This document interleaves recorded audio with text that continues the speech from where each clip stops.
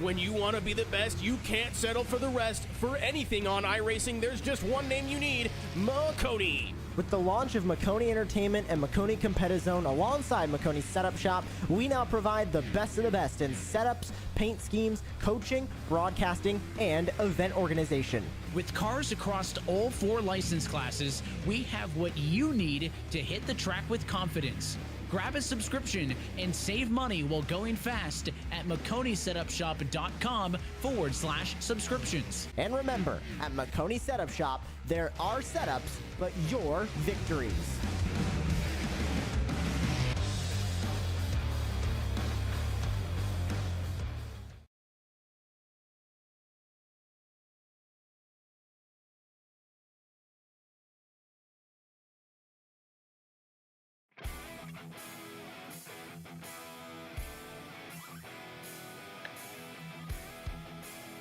From the hallowed grounds of the Daytona International Speedway, 16 drivers will punch their ticket into the playoffs. Welcome back to Maconi Entertainment, and welcome back to the Door Racing League for our regular season finale, the 26th race of our 2025 season.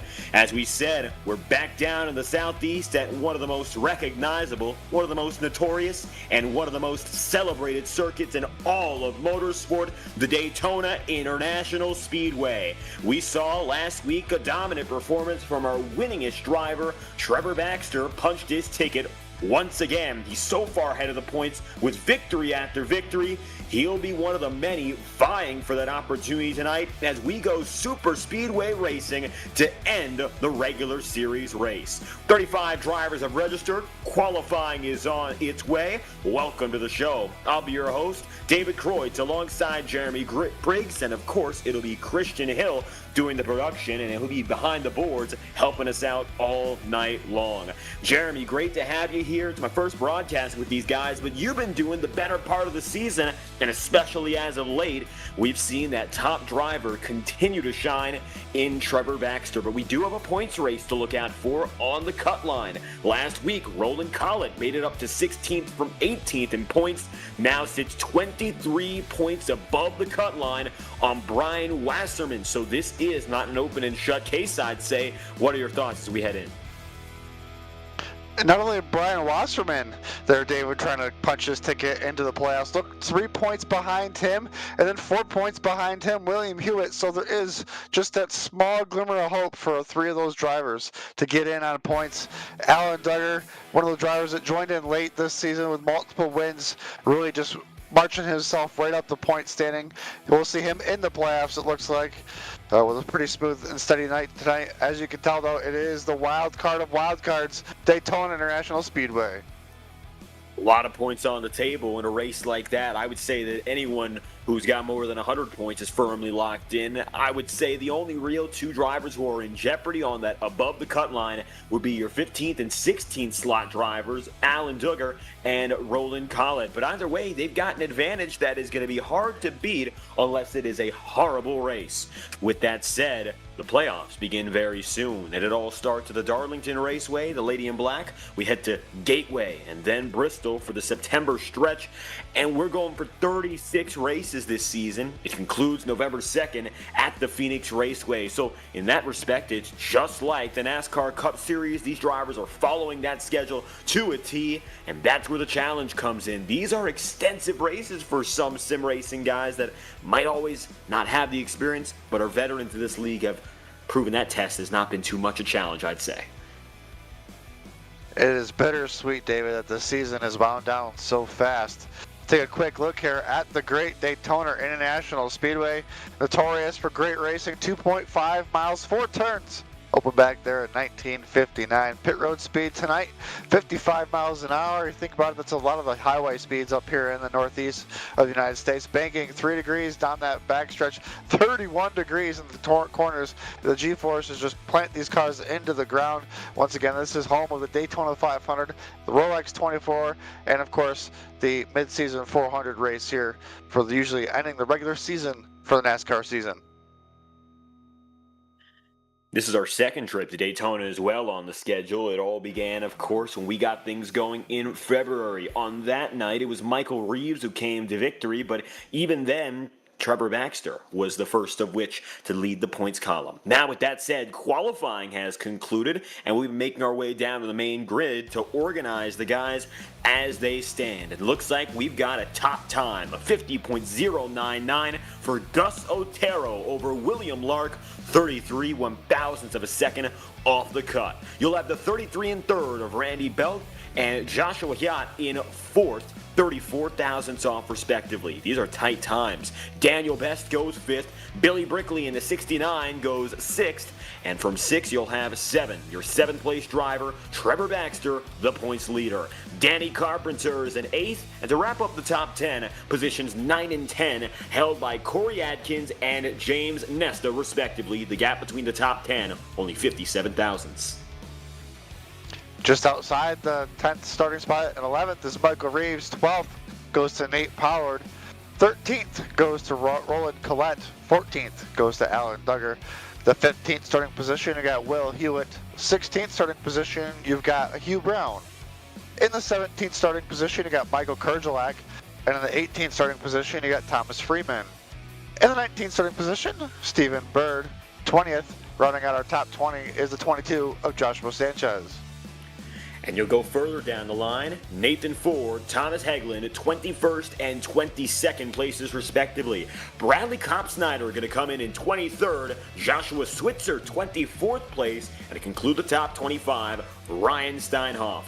Well, we won't have that 26 car running with us, but we'll go down to Steve Lamar and Chris Chavez for 27th and 28th as the top 30 is rounded out by your 29th and 30th drivers in Colt Huff and Brian Burkett. 25 drivers taking a time, the rest of the positions sorted by I rating here, Jeremy.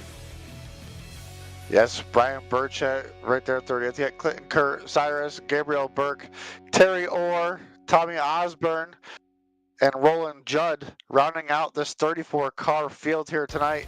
This is going to be a great field of cars. I think this is the biggest one of the season. We weren't broadcasting for the Daytona 500, but now we're back here at Daytona, ending the regular season with a great amount of cars. This is going to be a great show. Racing's been door to door all season long, just like the league name. From the beginning of this season, from the first time he went to Daytona, it has been Trevor Baxter's season. He has stretched the points lead to 266 points more so till then. 110 laps are on the table for tonight. We got a quarter way and halfway stage at 25 and 52 laps respectively. 75% fuel cap means we'll most likely see 3, if not more, pit stops on the day, with 4 sets available to drivers, so they'll have 3 extra to work with on pit road. If push comes to shove, we could go for 1 green-white checker to extend the race. Hopefully we don't get to that. Conditions are pretty mild so far, with an ambient temperature of 79 degrees, a slightly warmer track temp of 81 Fahrenheit, but the sun is setting. It's expected to stay cool as the night goes on. Overcast skies, 7-mile-an-hour winds, southeast bound. Humidity might be the kicker, a relative humidity of 82%, but with it becoming cooler and cooler on track, high speeds and more stability are to be expected from this 35-car field. And the leaders, particularly the man you're seeing at the head of your screen, he will set the tone. Gus Otero with the pole position, ready to get to business. And with the iRacing official pace car waving down low, it's time to end the regular season and do so with style. 275 miles, 110 laps, 16 drivers will prevail to open up the 2025 playoffs for the Door Racing League. Let's go racing for the world center of racing. It's Gus Otero and company leading them to green from sunny Daytona Beach.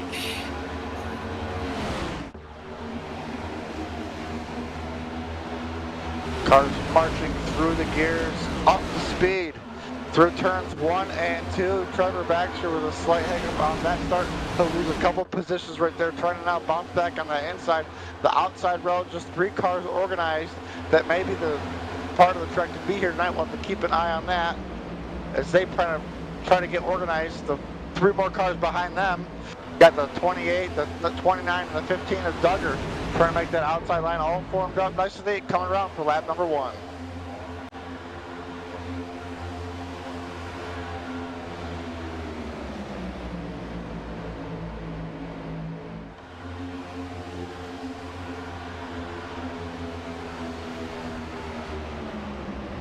For the most part, you've got 23, 24 drivers in this opening sector. It's Gus Otero's race lead as we get things going to begin with, and it is double file all the way down. A very conservative start strategy-wise. There is a lot of time on the table. I wouldn't be too surprised if it stays the same. Randy Belk is side by side with William Lark. The leaders of the lines to begin this one are still in control, although it looks like now a better surge from that inner groove. Here comes the 33 of Belk, and with them, a surge on the bottom indeed. The outer groove has nothing as we come to lap 3.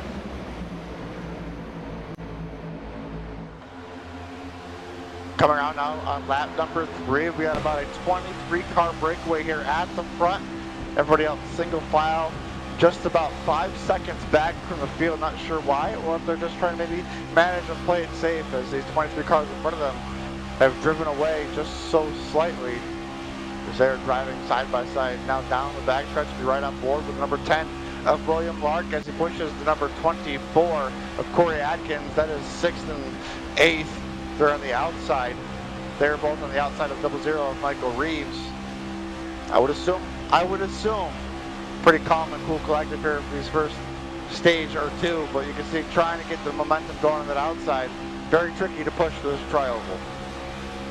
Yeah, the outside, and it was led by Lark to begin with, having a lot of trouble getting things going. So William is in a new position, not as the line leader, but he's one of those many pushers, and I wouldn't say they're going to be antsy right now about some internet troubles there, but I don't think they're going to concern themselves about how far they are back on your overall leader of Otero, at least for now. We've got a lot of time on the table. These opening laps are just warm-ups in race conditions. Nothing you do right here is going to get you to the checkered flag in the first. It comes down to that first pit stop cycle, which is going to come with about 70, 75 miles worth of racing. So we have some time until we get to that point. 35 laps, I would say. It's mostly single file, though, as everyone tucks in and everyone knows that lap distance is very real. 110 laps, and if you want to do it right, you've got to stay out of trouble. The big kicker, strategy-wise today, no fast repairs. You're done when you're done. It's as simple as that. Second chances are for the lucky, and they're not for everyone.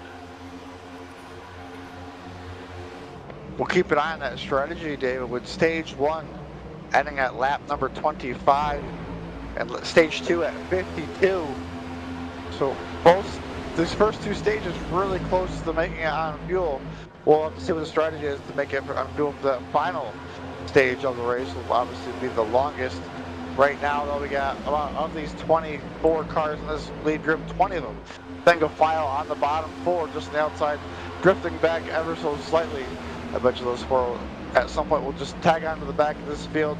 And it looks like these drivers are in the momentum just to ride it out here, get these laps cooked away. It's fair to say, based on that assessment, that we're going to see them hold out for the first 2 stages and really get to going after that. They should be able to make it the distance, even on a very, very strict assessment for these first 2 stages. If we assume that they can go 75 miles on fuel, they would be able to go about 30 laps. And we would have that 25 lap first stint, that 27 give or take second stint, with some yellow flag laps as well.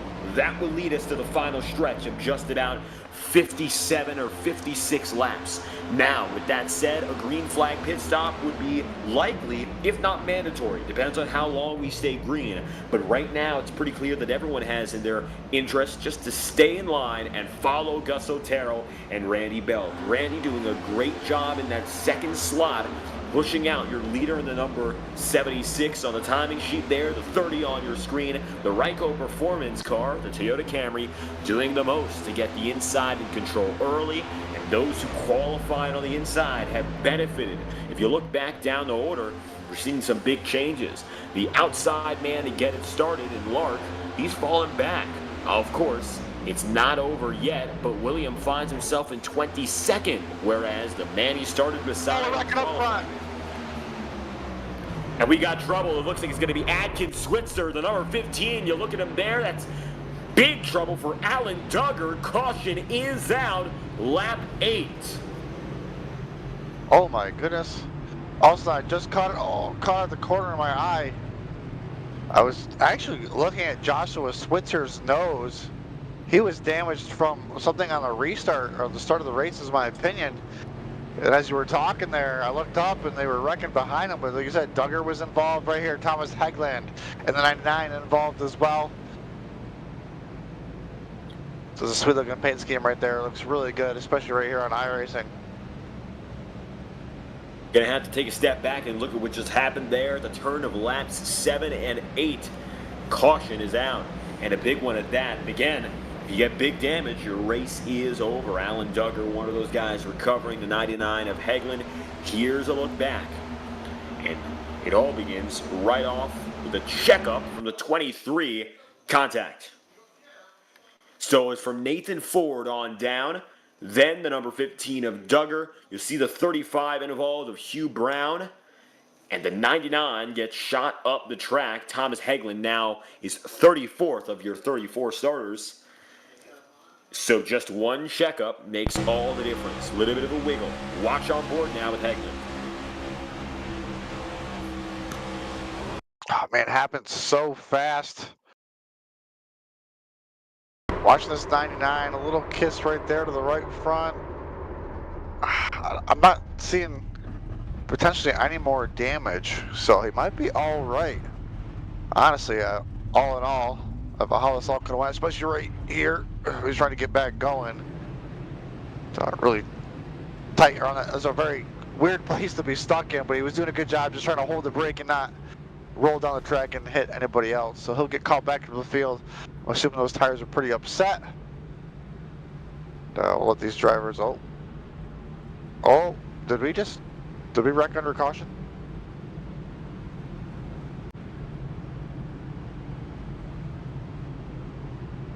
Hegland got away for that one, but we're looking at extra trouble as we go back to our live timing. Just taking a look at this. Here's a replay. And we're still having trouble after the fact. So here's the number 64 you're looking at right here. This is going to be Ronald Judd. Yes. Oh my goodness. Wow. Under yellow, we're looking at Ronald Judd and an incident with a 74. That's Ryan Steinhoff. What just happened here? I mean, there's visibility on the track. Slam. Oh. Someone wasn't paying attention. Wow. That is horrible. I not expect. Speed. Yeah, I'm pretty sure that's going to do it there for the 64. I'm pretty sure I saw smoke coming out the back. The 74 is going to have a lot of damage. I'm not sure how drivable that may be after that, but man, wacky things here starting at the beginning of this race.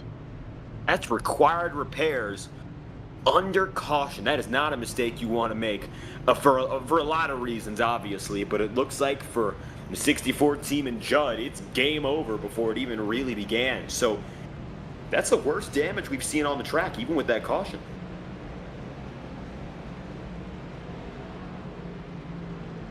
I think we got everything covered there. After all that. I don't know, I'm not sure, let's see. Looks like 20th on back stopped. I believe Kerjalak, Baxter, Corey Adkins, and William Mark were just in their pit box for just under 7.5 seconds. So those might have been just either right sides or just a splash of fuel, or maybe some potential damage fixing if needed.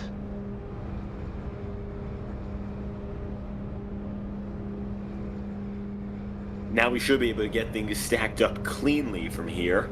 The majority of drivers not going down to pit road that time by. It looks like you'd have to take a look from 20th on back, though, to see the drivers who did. So the majority of your top 20 deciding to stay out on the circuit. That's the first split in strategy. Maybe those drivers looking forward to the stage 2 points rather than settling in stage 1. Big movers on the day so far. You'll see Gabriel Burke up 14. 3 drivers with double-digit gains make that 4 with Nathan Ford up and down. It's going to be Switzer and Colt Huff for sure. Nate Pollard and Stephen Bird up 9 tentatively, as they're still up and down, and that's just because they're going side by side with each other. So more than 5 drivers with more than 9 positions gained. They're all bordering on 10 spots up the ladder. That's good to see. A little bit more parity than just the top guys leading the way. In your top 10, the biggest mover would be 15th to 7th, Will Hewitt. In your top 20, 32nd to 17th, Gabriel Burke. In your top 25, we're seeing also 33rd to 23rd for Terry Orr. And above all else, it looks like right now, and it's completely different to say, top driver, your pole sitter. Qualifying doesn't always matter, but it's helped out so far for Gus Otero as we head toward our first caution. And we're double file. Pace car lights are off. Getting ready to come back to that green flag.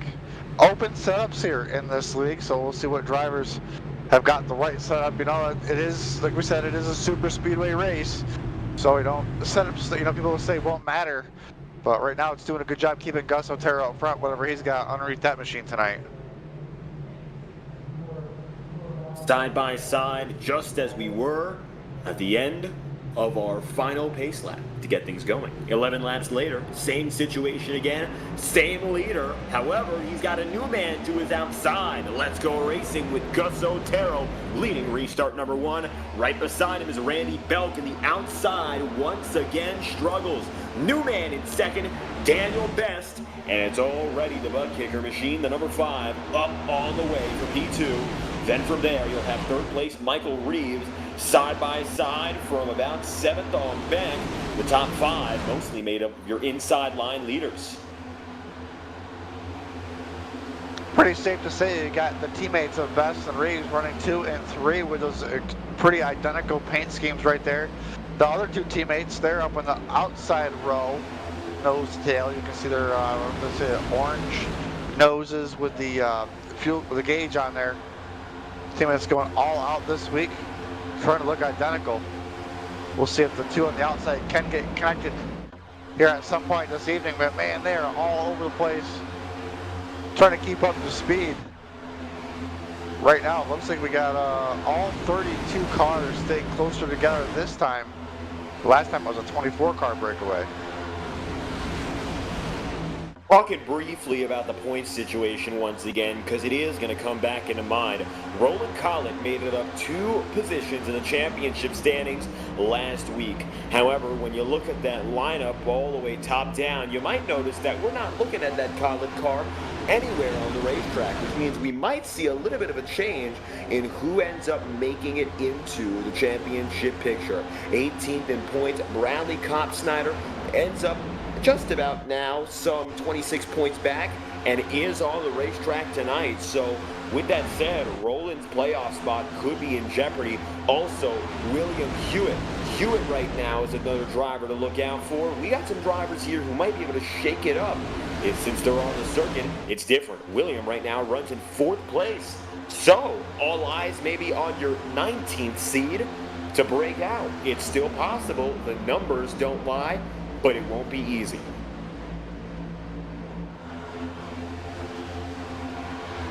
That 33 of Randy Belk trying to do the best he can to keep that top line organized. Right now, Gus Otero doing a good job leading that chugga choo choo train on the bottom. I must say the bottom doing a pretty good job staying organized. I thought the top might be a little bit faster, as the top is starting to creep in just to the outside of the 3rd place runner, Michael Reeves. They're now side by side. I think it's all about momentum on that outside lane, and it really helps. You know, they lose it because it's a longer way around the turns, but you keep the speed up down the straightaways, not getting so bunched up. Right now, I'm not able to get it coordinated just enough just yet to make that charge. We'll have to see if the drivers make any setup adjustments. Maybe they're struggling right now at this time, but a ways to go. 25 laps in this first stage. Excuse me, 25 laps in this first stage. We're coming to 10 laps to go in this first stage. The outside has struggled no matter who is leading that line. Interesting to note, of course, the inside line leaders have remained largely consistent. The only difference right now is Randy Belk is no longer one of them. Gus Otero, confident, leading laps. I think his early ambition is to take that first stage by storm and keep on moving. Up high, we got one moving to the number 39, it appears. So a quick blast of speed right outside the leading conversation. Watch out for James Nesta, Danny Carpenter, Joshua Sanchez. They're all just behind that leading first single file group, and they're looking to make moves. The 29 of Nesta in 8th place in particular is trying it up top. One move up high, and that's a block from the 22. So, Joshua Sanchez gets the outside lead. But those outside guys have been shuffling, and that's the problem. It's consistent on the bottom. It hasn't been consistent so far on the higher groove. And as a result, you're seeing those inconsistencies really play against the favor of these drivers. If they want to do better, they got to do it together. Caution down. Oh, I think it's just behind these drivers, trying to see who's involved. Maybe It's the not number Snyder. 15. And it looks like we got big trouble for the 15 car, among others. And there's, of course, a few others coming by. Alan Duggar went sliding, and the yellow flag's out. He came sliding out of the exit of 2. Eventually, the 87 of Bradley Knopf-Snyder involved in this as well. I'll take a look at that. Some of those drivers right on that cutoff line. Duggar, like we said, didn't need a lot to happen, but needs to stay on the track, and it's definitely trying to be adventurous here. Let's take a look at this Maconi Entertainment replay. Right now, looking at the top from William Lark. Oh, he gets tagged from behind. Oh, just kind of bunched up there in the entry to the turn. Tagged by the 15, then it gets to the Knopf-Snyder. Oh, heavy contact there for William Lark. I have a feeling that may do it for his night. Knopf-Snyder, also heavy contact. We'll see what their repairs are. Also, I did notice there, David, I believe Roland Klett is on the track right now in 13th. And it looks like you're right about that. So Roland on the way. Keep in mind, however, when you look at this wreck, the 41 also involved. That's going to be Michael Kurziolik, slam high for the number 10. So, big trouble for the 10 team. And you'll see Bradley sliding around. 4-car incident. Caution is out. Final laps of this first stage. Wonder if any of these drivers decide to come down pit road, maybe flip the stage. With a lot of cars being involved in that incident, you might not have as many cars to pass. We'll take a look here as they come around out of turn 4, past pit road. I don't see any takers. Looks like Billy Brickley, the 69, the lone one making left-hand turn, not involved in any incidences. As we come toward the start-finish line again, you're right about that. Roland Collett is on the circuit now, and of course he has been since the jump. Just found himself out of the bird's eye view, shall we say. 13th place to start it, 13th place as he runs, but he's got those competitors both ahead and behind him. William Hewitt, 20-plus points back, but he does have an opportunity here, running inside the top 5. Bradley in the 87 down to pit road, as you see. In the Goodwrench Chevrolet, a few drivers taking service, but we're going to have about 5 laps, if that, when we go green again, with the second restart of the day and the second restart of the stage. Yellow flag, of course, flying for the second time tonight. Stage 1 ends at lap 25, and our second stage, of course, goes till 52. You know, you said Collette was hard to find. It's probably a good thing. It means he's having a pretty quiet night. Doing a good job right there at the edge of the top 10. We'll see how he can capitalize here on this quick little shootout. Stephen Bird right there in front of him. Joshua Hyatt right now running in that 10th and final position. We'll see if he can hold on to those stage points. So it looks like 17th on back. Excuse me. 19th on back came down pit road this time to get service. And we got Baxter and Haglund, the last drivers to pit, just about 10 laps ago. Got their service. Everybody about in front of them, 1st through 16th on the original tires, no stops yet. We'll see what their strategy is when we get to the end of the stage, as I believe the pace car light should go off this time as we go across the start-finish line. Expecting that signal to go 1 lap to green, so we'll restart at 21 and finish off the stage with a short sprint. Each lap and every lap so far has been led by one man, the number 76 in Gus Otero. He has remained in control. However, of course, that will at least temporarily have to come to a close. He's expected to go down a pit road by the conclusion of the stage, if not, maybe a few laps later. But I don't think that's going to be the case. Stage 1, by the end of it, most likely everyone will have gone down and in. Side by side, Daniel Best will again be P2. This would take Randy Belk down to 7th. Your 3rd place starter was 2nd on the first restart. Being on the outside really didn't help out. Now he finds himself several rows deep. down low. Yeah, sometimes that top line doesn't work out, and it's crazy. It doesn't look like a lot of positions on the track, and when you look at the scoreboard, it's like, wow, it looks farther back than you actually are. These cars could be 3 rows deep, and you'd be in 9th spot, but you feel like you're about to take the lead. Anything can change in a blink of an eye at Daytona. That's the one thing. The wrecks so far have been at the back of the field. If it happens up front, it really could be someone from 10th, 15th, if not further back, that ends up leading. Hopefully we don't see that at all, let alone the first stages.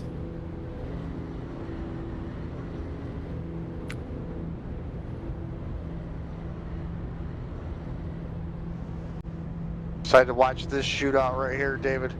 Any of those drivers on that cutoff line desperate for points to help save their season, make it last just that little bit longer.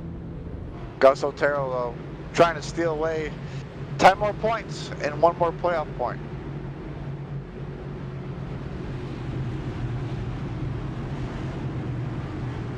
With a second restart getting going, we've got some playoff bubble battlers in the top 10. Roland Collette up in the mix now. William Hewitt just alongside. It's going to be tricky now as 2 of our closest contenders fighting for the final spot are at each other's throats. Will it become anything crazy? Hopefully not. We still got a long time to go. 1 driver staggering in the back, but the remaining 30 get to green. Second restart, it's still Gus Otero, and the outside tries to keep pace into the opening corners. Teammates of Best and Reeves no longer connected. We'll see what they decide to do right here. Best doing a great job. He's now in front of Gus Otero. That top line with a great restart. Or is somebody else going to lead this lap, lead the race? First person, looks like they had the potential to do that. As Gus Otero, this restart went from 1st to 4th. A huge surge, and that's what you need in a moment like this. Up in front, even still, you've got familiar faces. And while Gus Otero finds himself no longer a leader, it's going to be Daniel Best. Best to P1, Joshua Sanchez in 2nd, and James Nesta taking 3rd. Watch what happens now as Randy Belk, taking the top 10 placement, sees 1 move to the outside. That'll be William Hewitt. Hewitt now looking to lead the outer groove. 22 laps in out of 25. That's a risky call to make, and it might drop him outside of that points bracket because the outer groove still doesn't have a lot of help. A lot of cars right now shifting left and right. Which lane do they want to be in? Belk jumps up in front of them. As Collette jumps back to the bottom, we'll see if the momentum of the top line can get back together. Right now, they're up to the 5th place car. Trying to do a good job. Good momentum to the tri-oval. Hewitt with some great pushing the back bumper of Belk. Joshua Sanchez, though, really trying to keep him and Best even farther out front. Pit road is closed. Final laps of stage 1 underway. It's going to be coming to 2 laps to green on this final stretch as we cross the stripe next time by. Daniel Best having the advantage. Oh, Sanchez, big block, and he won't even get it to work. What a William Hewitt contact, and it's all over for many a driver. Hewitt goes up the wall. Multiple drivers end up with big damage. The caution is out. Baxter slides in the grass. You got damage all the way around while Best gets away. Many of the field's finest, they do not. There's Hewitt down and in, and the 87 of Bradley, as we saw him before. You got Baxter just ahead in the 12, cautions out. Big wreck for a stage win. You said it right there, Dave. Stage 1 will be complete as the drivers are coming to the yellow flag, getting bunched back up. Lots of drivers, lots of damage. Take a look at the replay. I believe it was just a block up front. Gets everybody all checked up. Just all heck breaks loose here further onto the back. Oh, I can see the 12 there. Just trying to avoid the wreck. Gets sideways. Let's see if he makes contact. Doesn't make any contact. Not too bad there. Not so not such a good result though for Knopsteiner right there. That's a head-on to the wall. Not sure who he made contact with there. It looks hard to see, black on black there. Sanchez came up there to make that block. And you can see just kind of get everybody checked up, and Pollard got into the back of Hewitt. And that's when all heck broke loose. At the 13, getting a little bit of contact, it's Gabriel Burke. The 41 of Michael Kurtzulik saw just a little contact. Michael getting a nudge from the fallout after the fact. Not what you want to see. Not at all. Unfortunately for Sanchez, that was a risky block to begin with, and nobody's letting off when the stage win is what's on the line. So with that said, caution's out for the third time now. Ooh, that would have been bad. You could have seen even more contact. So, pit road rather busy. Drivers who haven't gone in are making their way through. Stage 1 is concluded. Daniel Best is officially stage winner for the first of 3 on the night. Stage 2 goes to lap 52, and Daniel, by virtue of staying out and getting the lead, has top honors.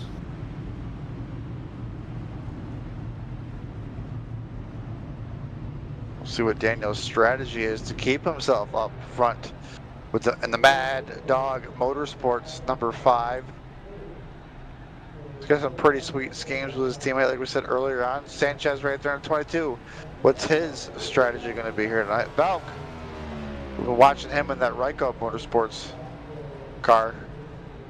Bouncing back and forth, front to back in that top 10. We'll see what he does here.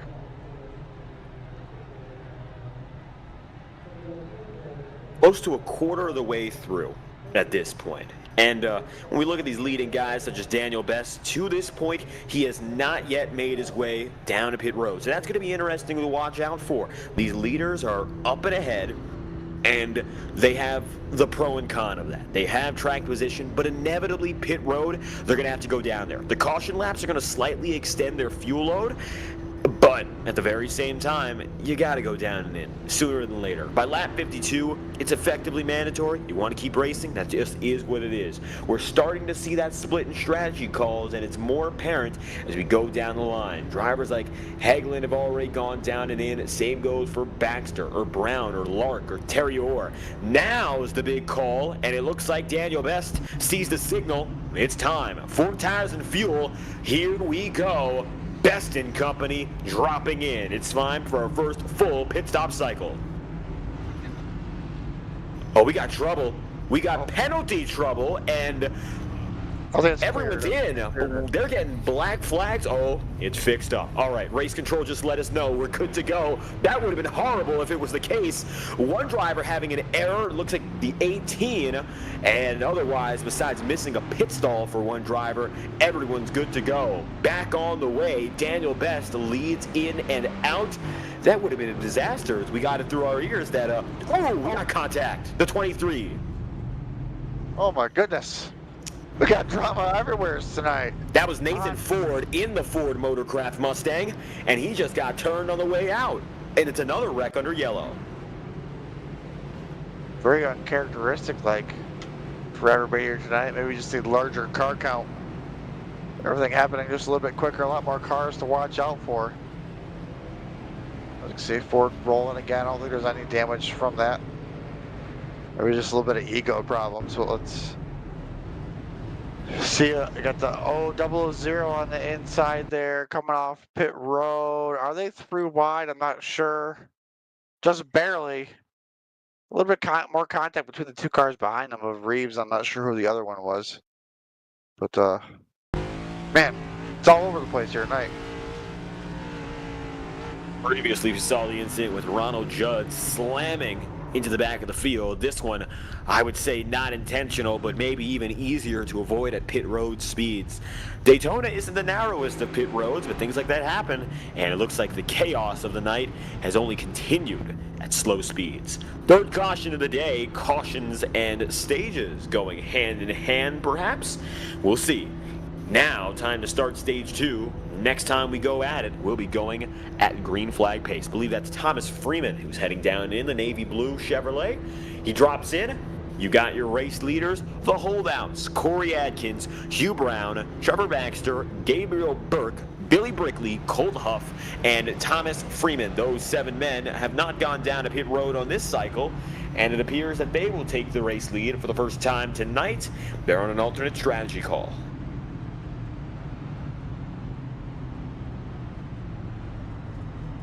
Yes, definitely got a different strategy. Looks like they've been down pit road before.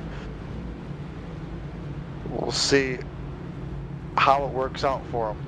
A lot of drivers, different strategies, different ways to go about this race. Tires aren't too crazy important, but we do know at some point maybe some fresh rubber will help you make some more dip and dive moves later in the run. This field is going to be double filed down the back stretch with those pace car lights extinguished.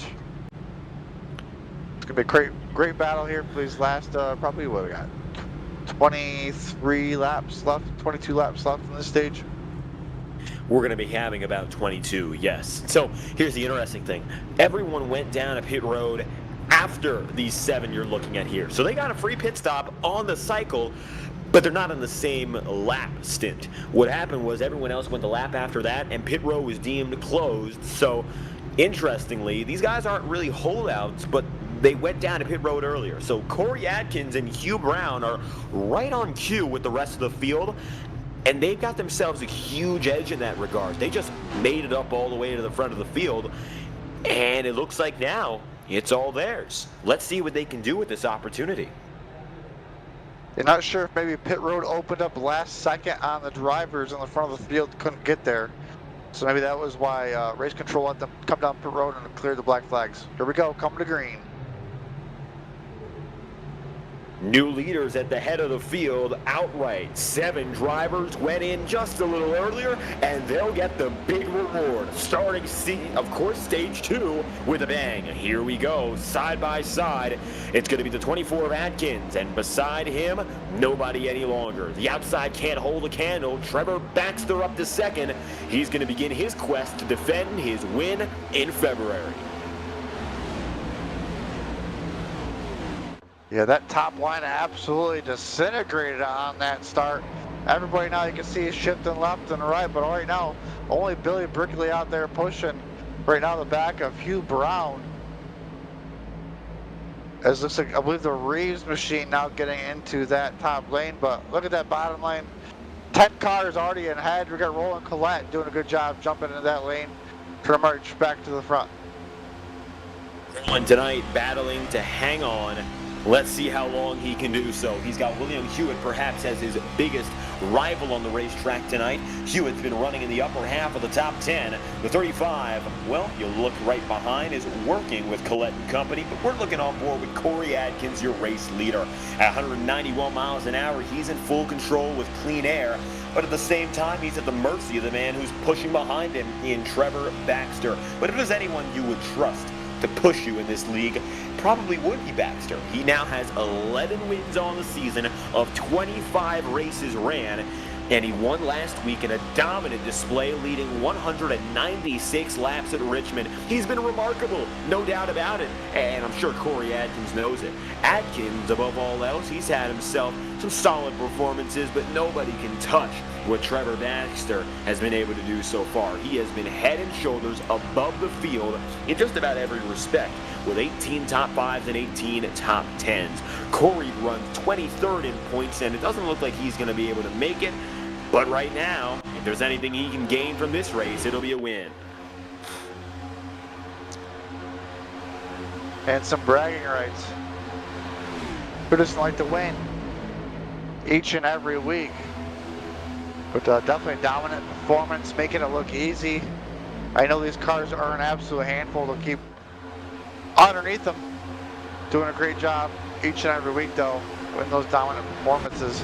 I said that top line dissolved, but Hugh Brown, Billy Brickley doing a good job keeping it together.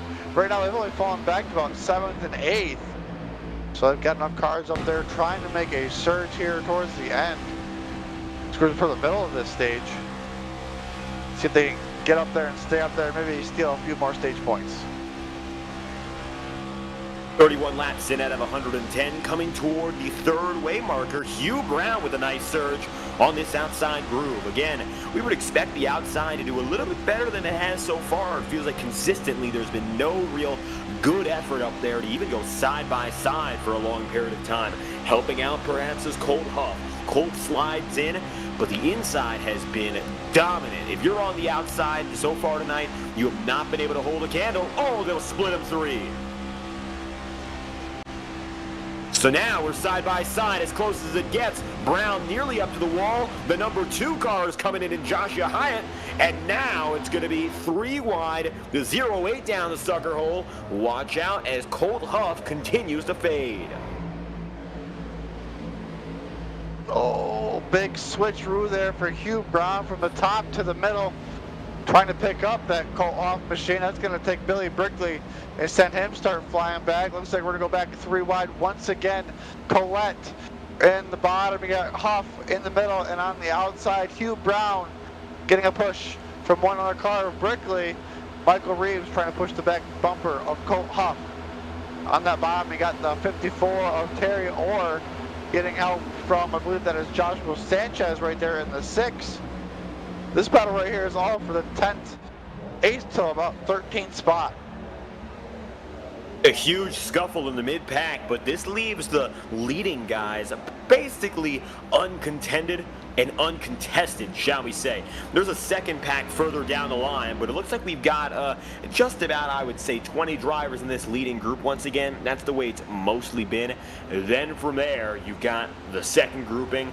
So far, these leading guys pretty well put together. Looks like there's no concern. It's 22, in fact, in this. So we got our 22nd place driver, which would be Thomas Freeman, or it's a few less now. So the numbers are coming in back and forth. Stephen Bird, he's going to be running as the final. Then you'll have Chris Chavez, who's 23rd in the second grouping. The leading guys are separate by just about 1.5 seconds overall. Double file in the back portion. Majority of the top 10 still led by Corey Adkins, and whoever's leading seems pretty content with being there. Trevor Baxter's been a solid pusher. Joshua Sanchez moves high. Last time that happened, things got a little dicey. That top line definitely making a comeback. A lot of speed in the track right now with that sun completely gone. Not heat too much of a factor here, but a lot of grip. These next gen vehicles have tons of grip. As the number 12 of Trevor Baxter goes to the top to try to take that lead away from Corey Atkins. Oh, almost a really bad push there from Sanchez. Does a good job of backing off. That's going to keep Corey Atkins out front behind him. Getting help from Gabriel Burke and that number 13 SBR machine. Number 12 of Trevor Baxter, his SBR teammate, so I'm sure he'd rather be pushing him out front. Oh, as Sanchez almost got to the outside, they're now moved to the bottom lane. Wow, this is some really close racing up here to the front. 1, 2, 3, but the winningest man is back on top. Here comes Trevor Baxter to the head of the field with Joshua Sanchez, 2 up top and in the wall. Everyone gets away. We've got problems, as it looks like now the back of the leading pack is coming undone. If I was looking at that right, well, you'll see it's Best as one of them, and the yellow flag is out at lap 36. So Daniel Best, a former leader with problems. It's your 4th caution of the day, and leaders erupt for the first time tonight. For the most part, they've been putting it well together. Now, watching some problems. Best was 5th across the line before that incident. More drama unfolding here. Man, comes to that travel, it is extremely tricky. Such tight quarters racing, both drivers getting heavy damage. That may do it for their nights here, especially trying to go for that chance of the win. Ending here about just past halfway of the second stage. We'll go restarting this one at about lap 39. Again, Daniel Best, one of those involved. We're taking a ride on board beside the 5 car. Right hook. Not intentional. It was very, very slight, but something like that, it brings the field to its undoing. Caution's out. Luckily, no more than 2 drivers were heavily involved but you could see everyone scurry out of the way. It happen up front like that is very hard to avoid. And I would say the rest of the field did a really good job not wadding up the rest of them. So they definitely, those two drivers came down. They're getting a lot of service. That might do it for the night. But unfortunate. But it's just that close racing. Energy, you can just feel the energy ramping up here tonight. And exciting, just getting past this halfway mark of this stage. And we'll see what the next part of the stage looks like. There's a couple drivers fake going down pit road. It looks like the leader though, Gus Otero, he will make the actual left-hand turn. Few drivers heading down to pit road. I'm looking at Hugh Brown making the call in. Hugh, Joshua Switzer is there. The 6 was involved in that scuffle. Billy Brickley, and it looks like that's going to be it. Got 3 drivers who just went down and in. Majority of the field is going to stay out. Not going to see too many differences there. There's Gus Otero, however, and your pole sitter getting himself an additional service. Gabriel Burke is now the biggest mover, who started outside of the top 25 to make it up to 4th, gaining 27 places. Shout out to the Gabriel Burke crew, as Gus Otero, we saw him get on the way. Not a lot of drivers who went in, but solid.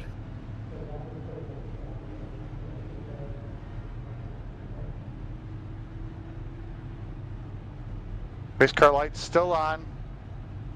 Well, I believe we should be getting the 1 to go signal next time by.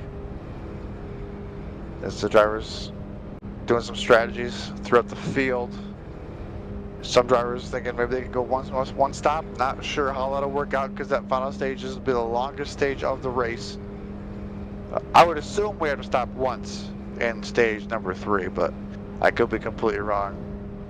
But we'll see how it all unfolds. I'm thinking, yeah, 1 pit stop is going to be necessary. We're going to be looking at about 60 laps of racing, just less. The fuel capacity only going up to 34 tonight, so nobody's going to run that risk. Leader Trevor Baxter is already firmly in the playoff picture. He leads by over 250 points in this championship race. The next closest driver to him, points-wise, is still looking for win number 2 in Daniel Best. I don't think Daniel is going to find that tonight, but you could see Danny Carpenter make it up further. Today, Carpenter and Best came in tied in the championship standings. With Danny not getting involved in that incident, it could be the 2nd seed for the number 28 team. That's something to look out for. 2nd in points is still a fight, and Carpenter is well within it. Daniel Best on pit road. Danny Carpenter comes across the line, and he will be scored in 13th. So for the Carpenter crew, P2 is very realistic. And he might even be able to score his first win tonight.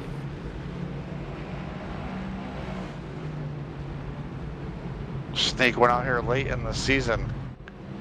When it matters the most, it's not a win and you're in situation, but if you're close on that point situation, it'll definitely help secure that up for you and have a solid night.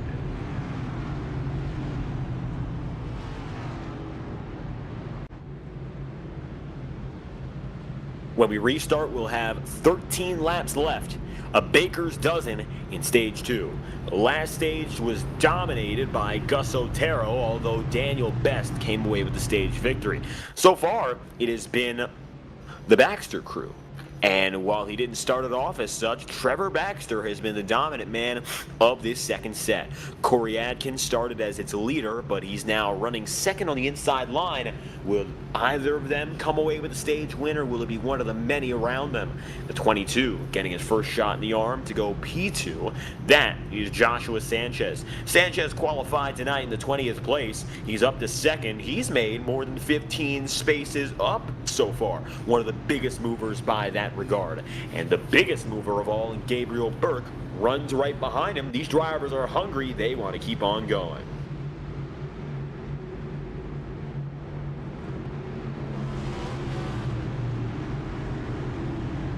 Oh man, I can feel the energy right here. Whew, getting nervous. Drivers gonna start making some big moves. Stage just gotta have about 13 laps to go.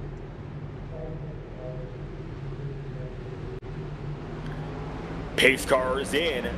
Baxter is out and on his way. Green flag flies right behind. You're going to have Corey Atkins and the number 22 of Joshua Sanchez. Green flag flies, and it's all going to be Baxter for the first time tonight. He and the outside are in control.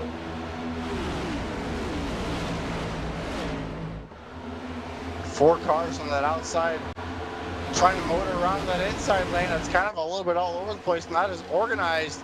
Collette trying to sneak up into fourth place, but Atkins with a big side draft trying to hold him back.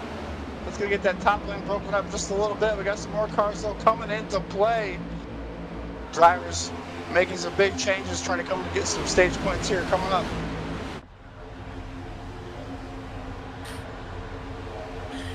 For the first time all night long, you see that top side working it better than anyone else. And who would have thought that it would only take your points leader and winningest driver to get that job done? To the inside, it's going to be Collett looking for the move. Baxter goes with him. Rowland is looking to punch his ticket in the playoffs firmly. Baxter is already there. The only driver that Rowland would now have to worry about, mentioned it before, William, who runs further back.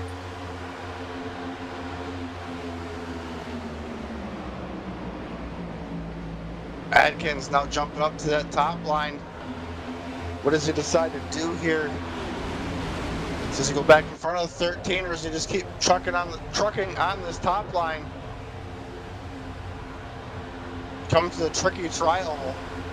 Almost said the tricky triangle. That'd be Pocono. This is Daytona. Dun, dun, dun, Pocono. They're still double file as they leave that tricky tri-oval though. Single file for the top two. Everyone else going to be 2x2 all the way down. A little bit of scurrying, which is interesting because there's not a lot of passing being done. I think in about 5 laps or so that's going to change, but as they enter 3 again, it's all led by Baxter, and so far the leaders have been comfortable. From 10th on back, not as much. It's all about that 2x2 formation. So far though, they look to be clean and well put together. Waiting to see if that implodes. Coming across the stripe once again. No dice. Everyone stays the same. And I think hopefully the goal is just to ride out the second stage and focus on the third. It's the longest stage, the most important stage. It's where winners are made. I think everyone knows this middle point. Oh, we got a little bit of trouble there for Corey Atkins. He got back in line pretty well though, I'd say. Some extremely aggressive pushing on this outside, kind of got everybody broken up. Ball back, oh, the 21 off the track. He entered it. I'm not sure if it was internet. Man, it disappeared, but he just disappeared. That was William Hewitt who had to get out of the way and go down to the apron as a result of the blinking trouble. Yeah, oh, contact with Corey Atkins. One spins around. Atkins gets away. Call on the field. It looks like it's going to be the caution.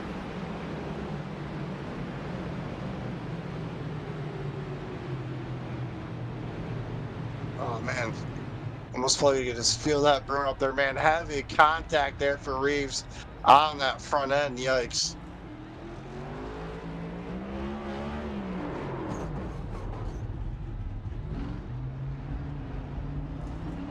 So Michael Reeves having some of that flickering trouble. We saw it brewing the back straightaway before. Luckily, everyone got out of the way. William Hewitt was able to move through. I don't know if Corey Atkins got a lot of damage because maybe the damage wasn't registered on his side because the Reeves just showed back up. We're going to have to get a replay on that one to figure out what happened for the Mad Dog at number 27. Of course, 27th place in the 00. So you take a look up high here, and at this point it looks like he was already out of the way. Oh, well, very clearly they were both there. Atkins didn't get a lot of front-end damage from what I'm seeing. Maybe he got away luckier than expected. Let's take another look here.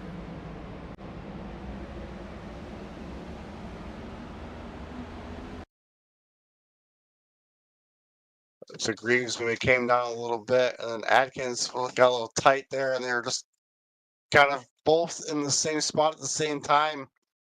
Unfortunately, the spotter will say hi. It'll be just that tad too late. Watching on board from Corey Atkins' perspective, the only saving grace of this whole situation is they were going about the same speed, and Thanks to that, it's not a big slam more than it is just brushing a driver out of the way. And you'll see here, just another misplaced movement. A small one, but with big, big consequences. Unfortunately, for Michael Reeves, that could be a race ender, and coming up to the back end, quarter panel tap, and they brush off. Adkins might be able to continue, but for Reeves, he's going to have to work that one a whole lot longer.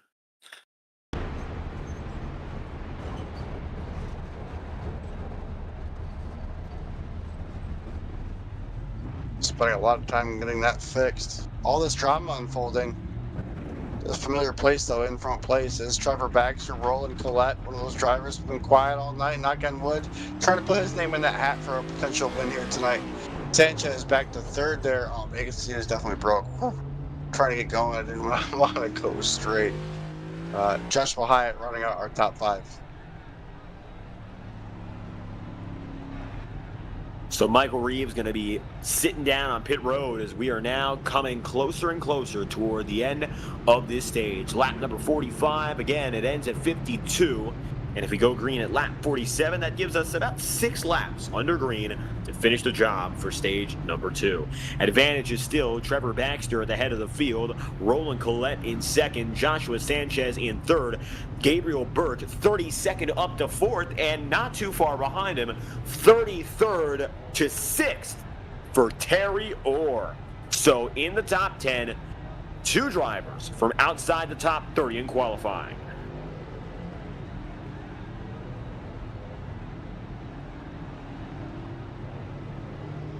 Big moves to the front. One of the hard chargers out here. It's difficult, especially trying to stay out of all that trouble while trying to be aggressive and move towards the front. But maybe just staying clean right now is doing a great job, and a long ways to go still. Trying to get to the end of this first stage. About 6 laps to go in this first stage. Double file, they collect themselves. We have 29 on the lead lap. Going back to Chris Chavez, who will pull himself back through. William Lark also getting himself put together as well as he comes out of turns 3 and 4. Second tonight, he qualified, Lark. It's been a struggle-filled race ever since, from starting on the outside and unfortunately the troubles of that to escaping wrecks. He is not at all where his partner on the front row is. Gus Otero, while he's been quieter in this stint, he is still sitting inside the top 20, 16th place for Gus. We'll see if he has a chance to rebound on this run and pull himself back into the winning picture. Baxter, Collette, Sanchez, and Burke, your top 4. They're probably the likeliest guys to win it, especially Trevor Baxter this stage, but who can tell what'll happen from there for the end of this race. The front has been pretty calm for the most part. However, just one group of drivers stacking up in the top 5 could be chaos for more than 20.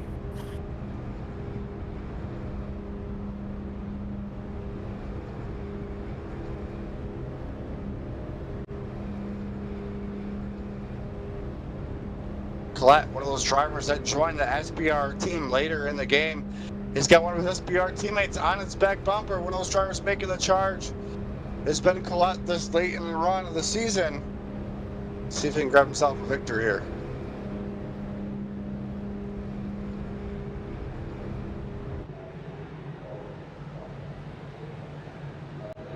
Seeing a little bit of a trending effect from the outside lines to the inside there. They were swerving down to the double yellow line. Now they're stacked up straight. Baxter back on the move. It's going to be pretty even side by side. Dare I say the outside got the edge. And a big one. Collette with the lead, and he's pulling through with Gabriel Byrd. 1, 2, 3, 4. Total outside takeover. Baxter is left to drive, and he finds himself far from where he got things going. Oh, man. Drivers trying to be really aggressive on those pushes, not outside line, getting it back together. Baxter all the way back to 6th. Collette, we're set up front.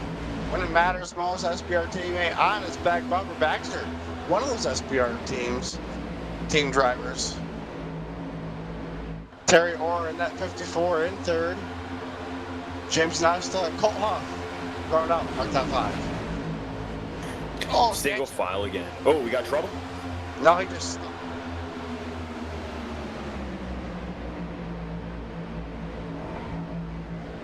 And it looks like we keep on going here. Single file, 1, 2, 3, 4, 5, 6 leading the way. The 12, well, you got him right here. Trevor Baxter is trying to get himself back up, but the outside surged. I mean, an unbelievable start for those drivers. We haven't seen that all race. Sorry about that. Sanchez really squeezed in a hole I didn't think was there. Baxter had to get out of the gas, and could have led to much worse problems. But outside lane, though, getting formed up in these closing laps, and Sanchez now back up to the top in front of that number 28 of Carpenter. Excuse me, 26 Bird. I was right the first time. My apologies.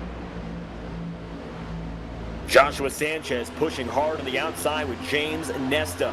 Nesta seeing that surge of the Sanchez machine up high. And that's the one thing. Joshua's been very consistent in being very aggressive. Not afraid to push drivers out of the way. He gave way to that stage 1 ending caution. So that's not something you really want to continue doing. But at the very same time, he is not afraid to work with anyone. Right now, he's going to shuffle further back. Nesta making his way up in front. Oh, contacting a big slam. The number 11 goes down and in. That is trouble. And we got one slamming to the inside. And that was... Let's take a look.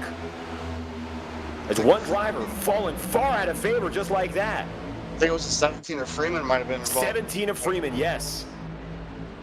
Wow, Thomas Freeman destroyed on that note. I mean, he got slammed up on the left side. So the 11 of Hewitt got away, but the 17, not quite.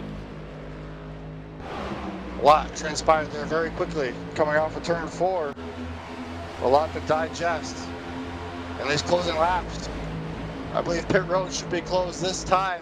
2 laps to go, stage number 2. So 2 laps remaining this time by. We can try to get a look at that incident later in the going. All focus is what's on now. The race for the stage 2 win. Roland Collette is now in control, and it looks like Baxter has faded way back. Oh, contact again. It's going to be a big save from the 08. That was Colt Huff. The action is ramped up. We're coming to 1 to go in the stage.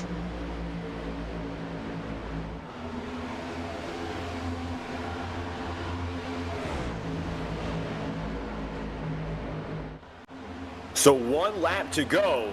This time around, up to the high side again. Take a look to the wayside. It's going to be the 54 of Terry Orr looking for a stage win. 1 lap to go. He doesn't have any help. I don't think that's the right call if he wants to go forward. He's going to be hung out to dry.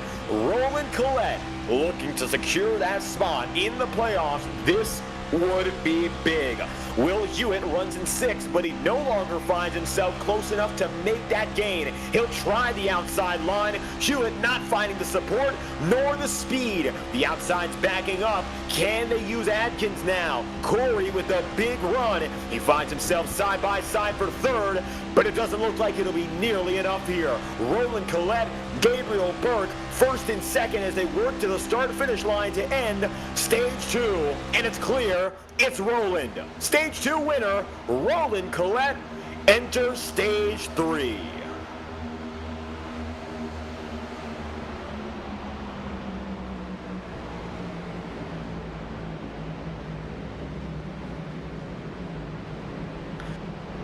Great finish there to that stage. Roland Collette coming out as our 2nd stage winner. Great battle there to the end. Drivers finished all straight. Collette that up. We'll see what his strategy is here for this final stage. I would assume everybody's going to come in this time. Hopefully we make it to the end on fuel.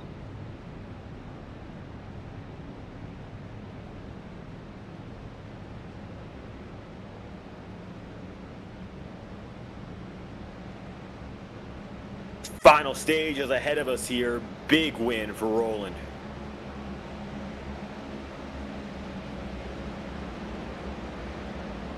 as we let this field catch up to the pace car here, Dave. Let's go for a quick commercial break. We'll come back with the rundown after.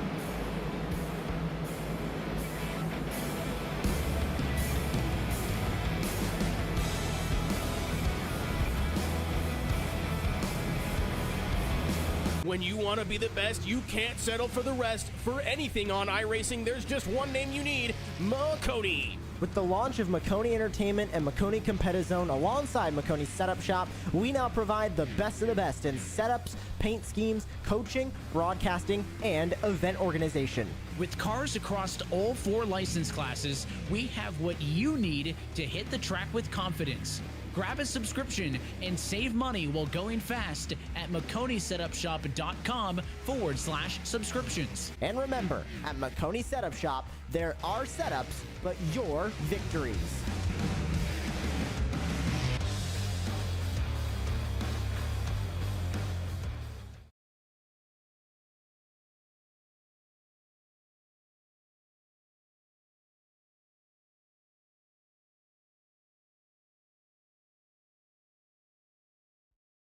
Racing isn't easy, but experiencing it is. iRacing puts you in the driver's seat with the industry's leading sim racing game. Drive on laser scan replicas of the greatest racing circuits from around the world. Go head-to-head against other drivers chosen by skill-based matchmaking to ensure competitive racing at every level. Compete across all your favorite series. In officially licensed cars, engineered to deliver the most accurate driving experience possible.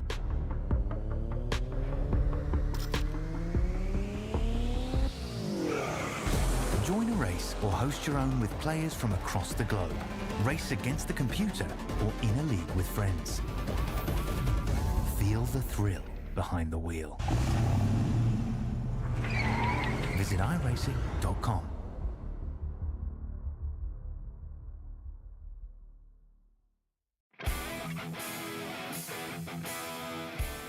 Stage 3 is just ahead of us, and if you're joining us for coverage on Maconi Entertainment, you're in for a thriller. Welcome back to the Door Racing League. This is our regular season finale, and we're very excited to have you on for the rest of the show. If you like what you're watching so far, check out MaconiEntertainment.com. Professional grade broadcasts, live admin control, and event organization services. There's no more reliable place to go than Maconi Entertainment in that regard. We've been servicing events for more now than 3 years. So scan the QR code on your screen or visit the website and we will be glad to help you. It's been a wonderful show put on by these drivers so far, and we could bring your racing action to life. Welcome back to the Door Racing League. This is the Daytona 275. I'm your host, David Kreutz, alongside Jeremy Briggs, and on the controls, Christian Hill, doing the job and pressing the magic buttons as we get set forth for our next run around. Stage 3 coming at the conclusion of another tense finish for stage points. Roland Collette with a critical stage win, Jeremy. That's going to be huge for him, locking up that 16th seed. How are you feeling about what's ahead of us? Boy, this is super exciting. So much stuff working out, planning out. Some drivers, though, getting a lot of misfortune, lots of, I wouldn't say big accidents, but a lot of close action racing, just kind of leading to some slight mistakes by drivers. We've seen drivers doing a good job avoiding wrecks, and some drivers not realizing how close the cars are in front of them, but you'll have that sometimes here in the sim racing world. Look at these drivers on the front row, though. Looking at Nate Pollard's front nose. Not sure if that's in too good a shape. We'll see how long he can hang up here up at the front. We'll see if maybe these drivers decide behind him that he's not good to be pushed. We'll see how it works out for him.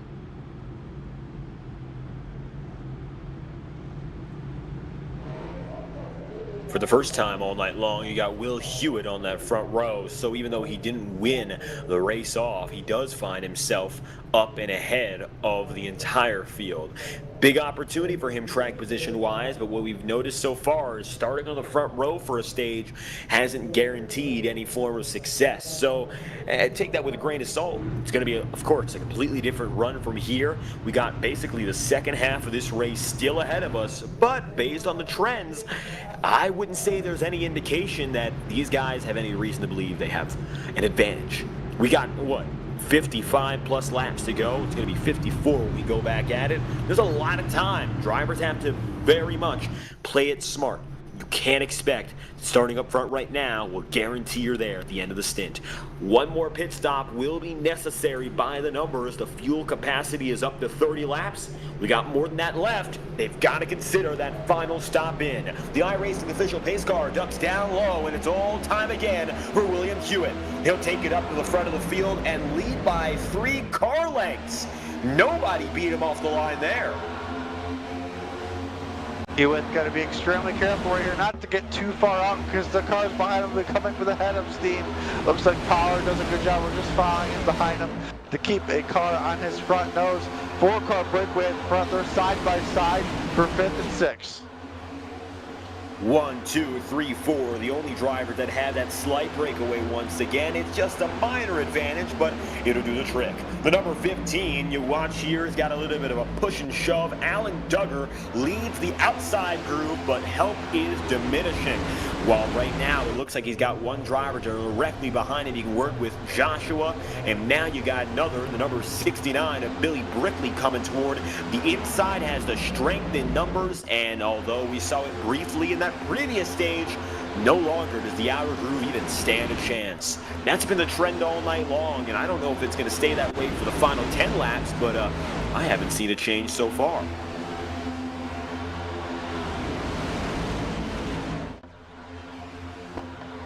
I believe this race is going to come down to whatever line decides to stay organized the longest, and all big moves. Lots of drivers just ditched the bottom. That's going to leave 2 cars out front by themselves. Pollard, Hewitt trying to stay nose to tail with 0 help behind them. A big field coming with momentum. Who is going to make the right move? Adkins. Oh, we got trouble for our leader of the pole sitter. That's heavy contact to that inside wall. Gus Otero slammed to the inside. The field stays green because it's a 1-car incident. He slipped out of line in turn 4. Very bad news and a hard hit. As we both said his name at the same time there.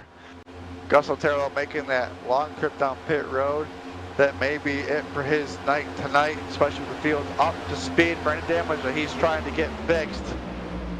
Bottom line now more organized, top line dwindling just a little bit, but there might be just enough cars in that lane. Oh, 1 car tried to kind of smooch their way into that spot. That was Collette. That's going to be the 3 wide. Hugh Brown on the outside. That middle lane falling apart right there, though. We'll see Brickley and Hugh Brown on that outside and see if they can hold it together. They will, as Collette goes to the bottom.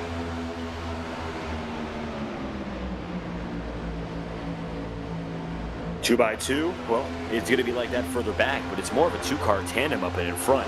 Nate Pollard and Will Hewitt are working very well together right now. Even if Corey Adkins is in the draft, he's had some struggles getting up there. Let's see if he can fix those by himself right now, or if not. Still under green, and it looks like Otero having the worst of situations.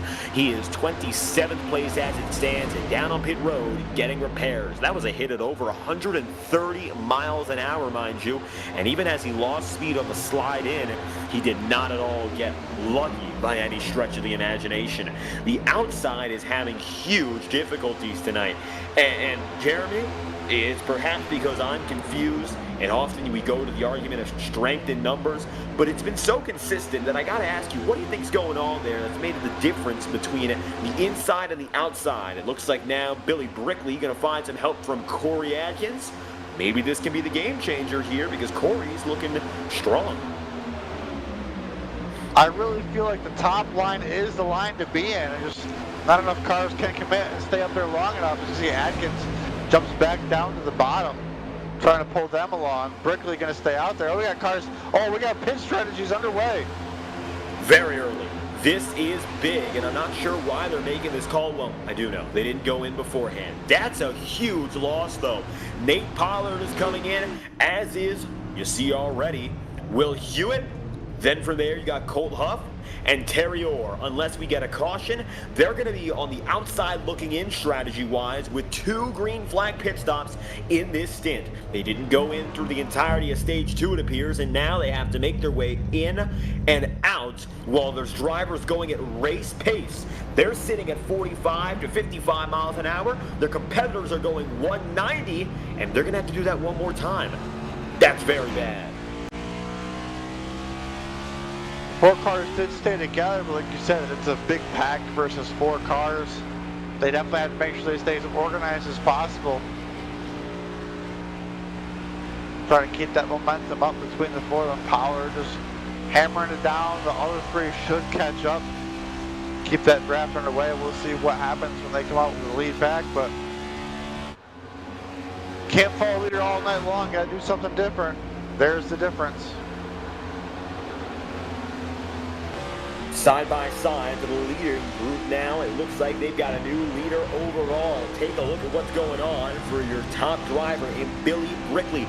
Brickley will very likely be the first driver to encounter these lapped machines if he so chooses to stay out and ahead of the field here. You got those 4 cars, single file, coming up quick, and the field up in front is gaining rapidly. Brickley going at about 190 miles an hour here, has clean air for the first time, but he's due to be passed. Watch what happens now as James Nesta makes it in. New race leader, Nesta's got at the top of the track, and he can go from top to bottom. He's trying to block both lines here. That's a pretty big risk, I'd say, as he tries to take his high side even further up. Now Adkins and even the number 10 of William Lark is in the picture. How about that? Oh, contact further back. It's involved Joshua Hyatt, and the yellow is out. Joshua Hyatt, shall we say, and he gets a little bit of contact. Yellow flags out, and with goes the number 23, Nathan Ford. Yellow flag flies. Oh man, more trouble here for that 23. Heavy damage, it looks like, as well. Oh yeah, that right front is definitely hurting now. Very little chance that the Ford machine will get back on the way, at least in a good shape. Even as we're looking at the live feed, he is still limping to pit road. And you see here, Ford with a little bit of contact. Joshua getting in, up the track. The number 15 also catches a slight piece, so that's one more driver getting involved. But the beginning incident involves Ford and Joshua Hyatt. The 15 of Alan Duggar gets contact, and there's the number 22. These guys actually straightened it out. They did a good job of doing so. Feels like it's how a lot of these incidents have been, you know, just one car trying to avoid this and that. And man, just so much developing here throughout the night, and this was an incident during the race that we had. This Hugh Brown pushing Gus Otero, our pole sitter, and the dominant driver throughout the night. Man, right into that front nose, and that does it for Gus Otero. Unfortunate for Otero, who was having from the beginning of the race a pretty good run. He led the better part of 20 laps, and as it stands, he is 6 laps down. I think that's it for him. Very unlikely that he gets back on the lead lap.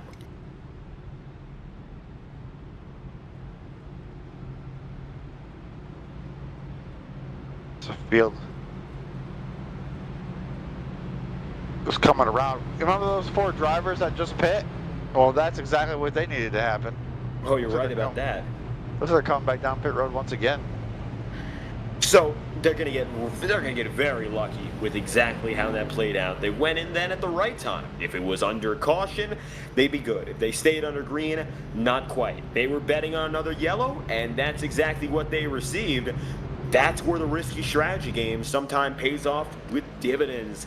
Looking at Will Hewitt. Hewitt again could really rock the field by winning, while of course his biggest rival today, Roland Collette, collected a stage victory. There is nothing superior to a race win.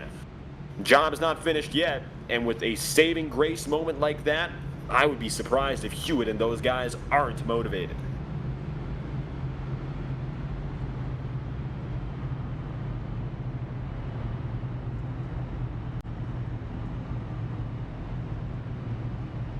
All this going on, we just need to get to lap 110. The drama is going to continue to unfold throughout this race. Drivers trying to take it on maybe one more strategy. Maybe they're thinking maybe one more stop strategy. Maybe they were thinking it was going to go green to the end. Did not happen, but still a lot more time for things to develop. Potentially, if we do go green to the end, this might pan out very well for those 4 drivers.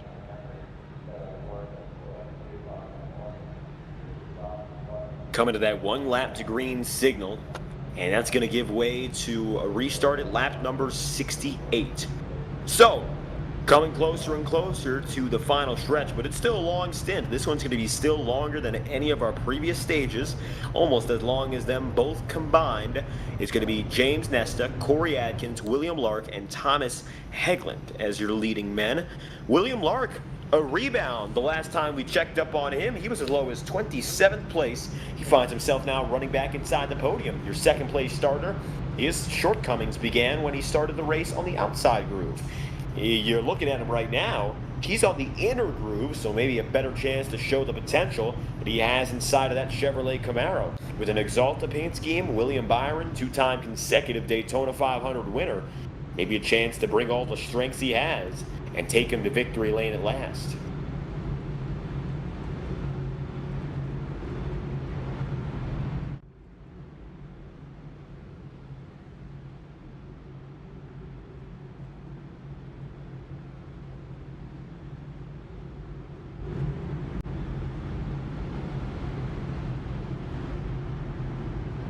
Leading drivers, one of which familiar, Corey Adkins. He started stage 2 in front. James Nesta has been close to him from the beginning of the night. These drivers started 10th and 9th respectively. They now run 1st and 2nd. James has not yet had the shot to lead. He'll be given that opportunity, and a big one at that. Building trust, something we haven't talked about too much. We have some teammates and some big teams that are working with one another. However, just because there are some teams doesn't mean that you can't cooperate with those around you. You've got to find drivers even when your teammates aren't close. It's difficult, but it has to happen. So, if you're someone like Nesta who hasn't had that help all night long, this is the perfect opportunity to really build a strong foundation. I mean, you got a second place starter right behind you, William Lark. This is critical for just getting that good development of communication with the drivers you got all around your circle. That could be the difference between victory and defeat. Green flags out. Here goes Nesta. Corey Adkins slides in on the inside groove for second. It's still going to be William Lark, P3. Top 10 cars, single file right out right away. Adkins right to the back bumper of Nesta, not giving an inch, just getting right to it, pushing him away.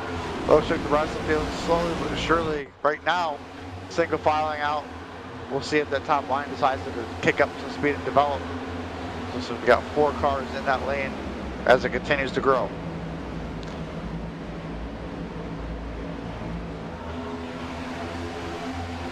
Most of the top 10 is going to be organized in single file formation.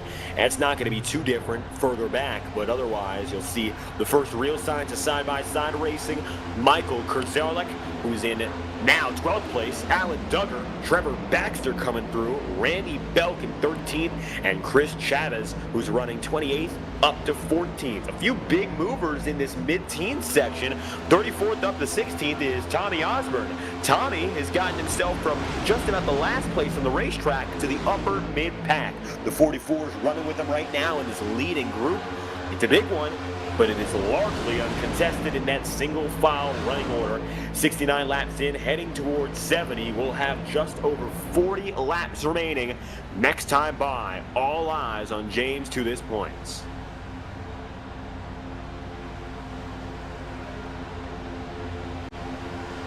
Here comes that top line now. About 10 cars up there. Roland Collette leads the way of that chugga chugga choo choo train. Oh, big pushing behind him. That's his 3 teammates, 3 SBR cars on that outside, trying to make the charge up to the front. One driver to the inside. It looks like that's going to be Sanchez taking it low in the number 22. Joshua heads to the back of this grouping. It looks like he didn't like what he was seeing, so he's going to play it a little bit safer than those around him. Interesting. He's been one of the more aggressive guys as we're watching still in front. He's been on the 13 of Gabriel Burke, giving a shove to the guy ahead of him. And it looks like that's just going to be a minor movement up to Roland Collette.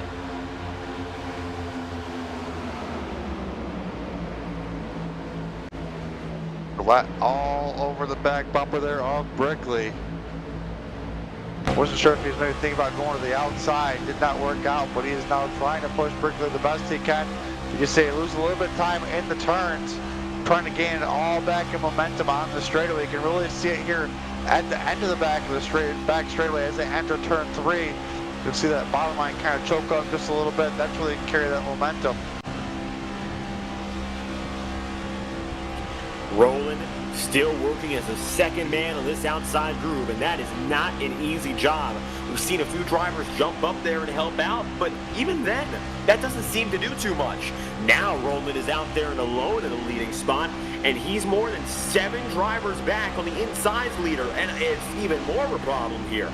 3 wide just behind him, a little bit of nudging and shoving. Watch as the number 69 tries to come through 3 wide. It's Billy Brickley. Brickley caught 3 in the middle. The inside just got away, and it was a steal for some of those drivers. Joshua Hyatt, Brian Burkett, Michael Kurzialik, and Roland Collette. They're in different spaces because Roland is the only one who's falling back on the outside. The rest of those guys slotted in, and they're comfortable. Outside lane's gonna regroup, restack them and regroup there as that Brickley machine really choked it out. Bottom lane just staying nose to tail, trying to stay organized, trying to keep their momentum up. Corey Atkins just continues to push Nesta as quick as he can, lap after lap. Got to keep an eye on those temperatures, don't want to get them too far up. Top lane is now 9 cars back, doing a really good job staying nose to tail on the inside. One high, that's going to be William Hewitt looking for the opportunity to lead the outside groove. He is just ahead of Roland Collette. With Hewitt jumping up that lane like that too, that's going to slow that inside lane down just a little bit because it kind of kills the momentum of the big nose to tail. That'll help the outside lane gain that momentum. That creates more work for the drivers up towards the front. It looks like some of the drivers trying to peek out, maybe breathe just a little bit. Collette with a big push of Hewitt into turns 1 and 2. Now it's interesting you mentioned talking about getting these drivers out there and getting some clean air to breathe. We haven't seen any motor failures in pack conditions. Maybe that's because these cars heavily restricted speed-wise, only pulling about 195 at the very most. And you might think that's really fast. It is, but compared to other stock cars, where we see sometimes upwards of 10 to 15 miles an hour more than that. On iRacing, the Gen 6 cars now unrestricted, giving speeds of over 205. Yeah, you could go a little faster, but since they're not, they don't have to worry too much about that dirty air ruining the car unless they're really in a problematic spot. Roland Collette is just falling down the ladder here. William Hewitt gets in front of him again. Now you'll have Colt coming by him in the 08. That, of course, being Colt Huff. The outside is not an easy place to be, and it looks like the longer you stay, the more you lose, and the only way to win in this game is not to play it at all, which is why James Nesta is still your leader here. Space out, 1 to the apron, that's interesting. An intentional call down low for Stephen Byrne. We're trying to get out of it right here. Man, top line gets together, gets moved up, and then it all just falls apart right there. James Nesta says, that's absolutely fine. I'll just keep myself up front, full throttle. But I do expect one more pit before the end.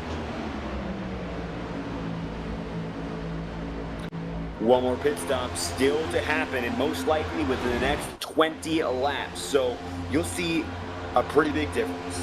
That, of course, is going to be when we go down and in. The attitude for the rest of this stint, very likely going to be as calm as it is up in front from here to the time drivers go down to pit road. Everything after that, free-for-all conditions are to be expected. 76 laps in out of 110. Of course, by the time we hit lap 85, lap 90, drivers have to make that final signal in. It's not really a choice, it's more, that's just what their fuel capacity provides for. Stage 3, starting after a lap 52 caution, and for the most part, we've been in good spirits. The only big issue that we saw, well, we've had some incidents, but under green, we saw Gus Otero fall 8 laps down. Gus is back on the racetrack, by the way. He's running 26th, and he finds himself with minimal damage, but he would need a lot of yellow flags to even have a chance to go back on that lead cycle. Two-car tandem again, James Nesta and Corey Atkins, uncontested at the front of the field. William Lark is in third, and after, for the majority of the night, not being the leader of those front row guys, it looks like he's gotten away a lot better than Otero. A clean car will take you a lot further than if you have damage. Side by side with a lapper. Clean car, clean king, clean air is king, but guess what? We told Mr. Collette, charging on the outside, doing a great job with his teammate on his back bumper, Gabriel Berger on back his back bumper. That's also the other SBR teammate. 3 SBR cars really making this outside work hard. They're gonna get there into turns 3 and 4. Now the outside groove comes surging, and not only because it's going to be those leading guys, but they've got numbers. Still, the advantage is with James Nesta and momentum out of the corner. They should be able to keep it side by side, but no longer. Contact! The number 13 goes around. Big hit! And it's going to be Gabriel Berg into the huge combination of the inside and outside. Cold Huff involved. So is Will Hewitt. Thomas Hegland, Michael Reeves, and Gabriel Burke getting big slams. Joshua Hyatt more the same. They're still sliding. Gus Otero just slid into the wreck and barely got away. I think that was the big one.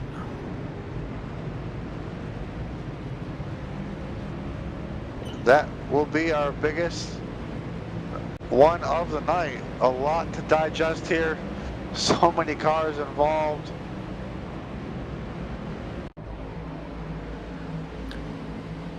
Take a second to think back to what happened in this very, very big wreck. And this was from the lead. This was from the top 3 placements. Watch. Little bit of a stack up. And That's Gabriel teammates. Burke. Oh, from leader, the points Baxter sent up the track, and then everyone gets involved.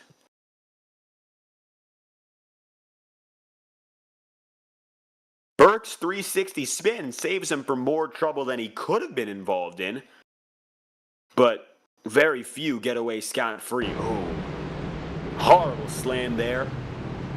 That, of course, being the 99 of Thomas Hegland that we saw involved. Otero was able to avoid the cars, but very reminiscent of the wreck he was involved in, he slid away from the problem.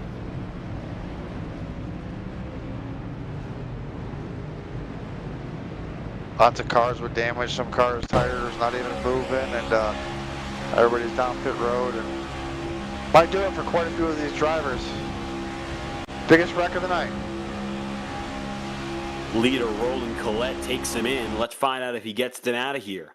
And it looks like he'll immediately, as swift as he can, get out of pit road. Trevor Baxter gets the better of him. Then it'll be Collette, Corey Adkins. Gus Otero is still there, but Brian Burkett and Chris Chavez will get out subsequently. So a big shakeup in this lineup for Chavez to get up there and Brian as well. We might be looking at a different field up in front, especially with how many drivers were collected in that. If you were at the back of the field, you had an advantage of avoiding that wreck, and it shows in our new lineup. I think the pace car was involved in that wreck too. Wreck happened and the pace car was already pulled out with the yellow.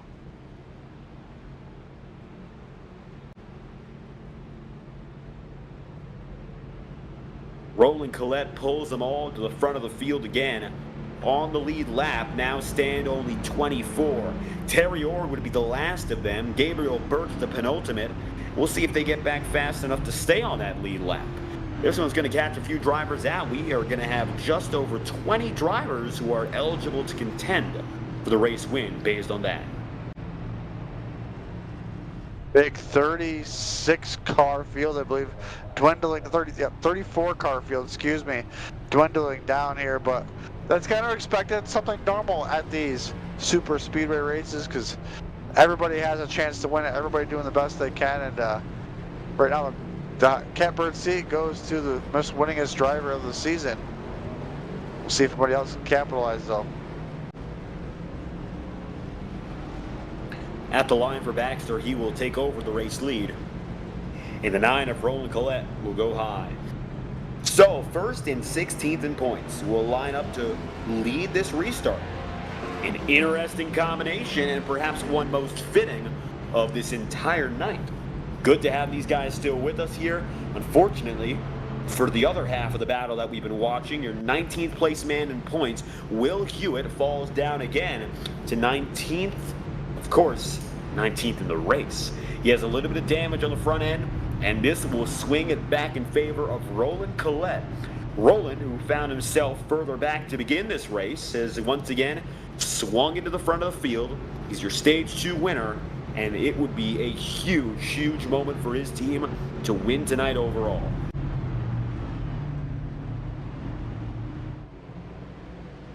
Nothing beats a good shot in the arm. Coming down to the final 10 races of the season with a victory under your belt into the playoffs. Keep building on that momentum.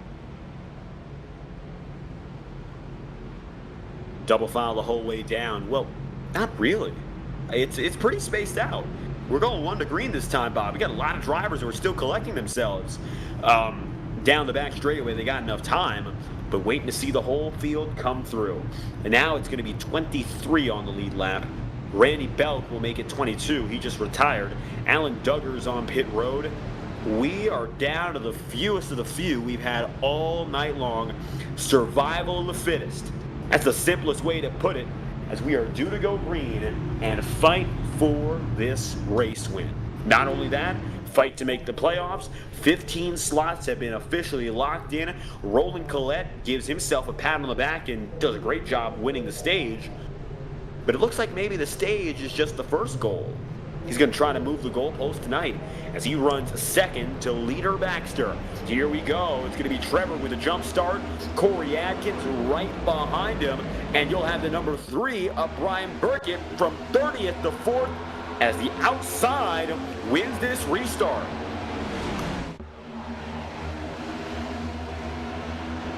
Collette right back where he wants to be, back in front of his teammate as those top 3, the cars on top, 3 of them, nose to tail, bumper to bumper, 4 car trying to join him here. That's a 74. I believe he may be a lap car. And the 74 team, when you look at them, no, that's Ryan Steinhoff, who ran 10th at the time of the restart. He is still very much in the mix.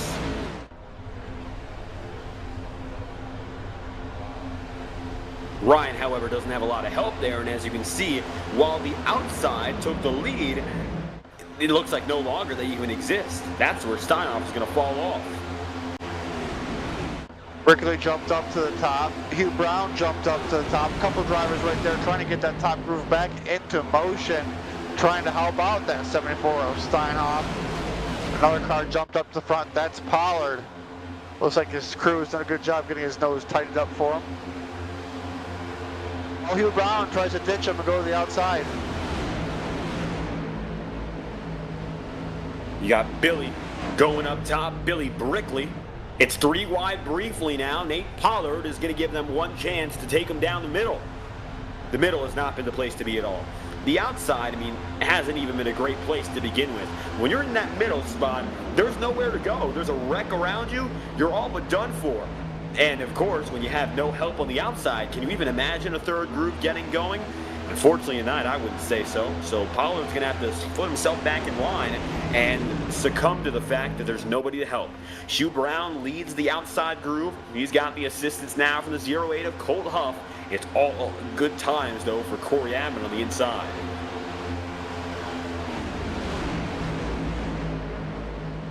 Coming to 26 laps to go. Brickley, a big push into Hugh Brown. They're trying to make that surge to the front. William Lark in that 10 to 3rd car to the inside. Sanchez tried to jump up to the top, did not work. Too big of a run for Hugh Brown. Sanchez had to duck back down to the bottom. Collette took that lead at one point. Now back to the bottom. Did not jump up in front either. Oh, Atkins tried jumping in the front. They're going to play him 3 wide. 3 wide for the lead in turn 1 and 2. 3 wide for the podium battle. This is what it's all about in the late stage racing. Toe to toe, down the alley, Corey Atkins slightly squeezed indeed. Down goes the 69 of Billy Brickley, with him another, and it looks like that's going to be Roland Collette. 2 cars down and in, Roland gets away, Brickley slams the inside retainer. The call on the field has not been made, we're still racing.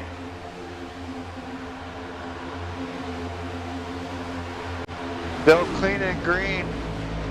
Big moment there for a couple drivers. Collette got tagged, or Brickley got tagged by somebody, put him right into Collette. Collette with a lot of fortune and luck, not getting that inside wall, but not so much luck for the 600 Brickley. That's going to do it for his day. Oh, and horrible that for Collette, he's not going to get that saving grace of a caution there. He was able to save himself going through 3 and 4 in the infield, but now he's all alone and in jeopardy of maybe going 1 lap down. He would need a caution. Right now, we are very close numbers-wise to make it to the end of this race. I still don't think they're going to be good to do it, but a caution would confirm. Collette did find 2 other cars to operate with. We'll see if they can stay organized enough just in case that caution comes out to keep themselves on the lead lap.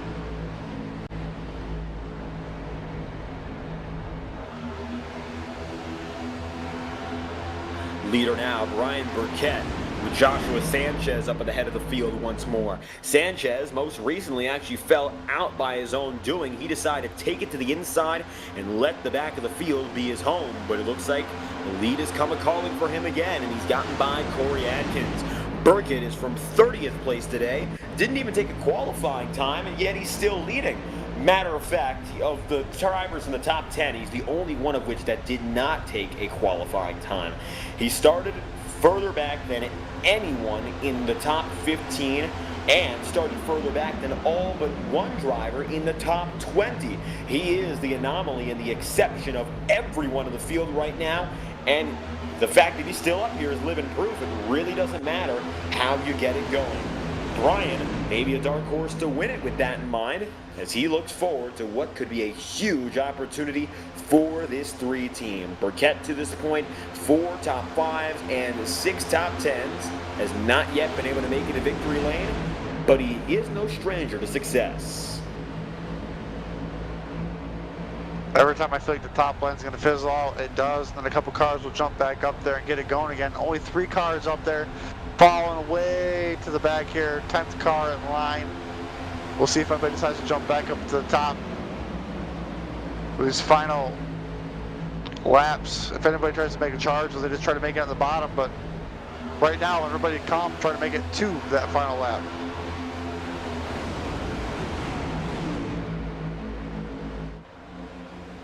Single file for the top 5 again. I feel like we've said that quite a lot, but that has been the case, which is interesting because it's tense racing, but less and less do we have the opportunity now to go long double file stretches. We have fewer drivers. Only 20 are left on the lead lap, 18 are left in the lead pack, so the smaller this pack becomes, the closer these drivers should be, but it's harder for that second group to even get a run. When you had 30-some drivers, you could pull about 10 to 15 on the secondary groove. 10 to 15 is almost as many drivers as we have right now overall fighting for the win. But the outside's got some help in the form of Trevor Baxter. Wherever Baxter seems to go, success follows. That just happened again. With Trevor at the helm, full steam ahead. The outside is now losing it. Trevor Baxter with what seems to be the golden touch tonight. Top line back to organize. Oh, really tight there between Baxter and Sanchez. Really side drafting the heck out of each other. Sanchez trying to make a move. Looks like they're going to be almost through. I believe. No, they won't. Burchett tries to move up to the top to block that top lane's momentum. Third car in line and the inside kind of falling apart. That's going to give all the momentum to the top line here going into turns 1 and 2.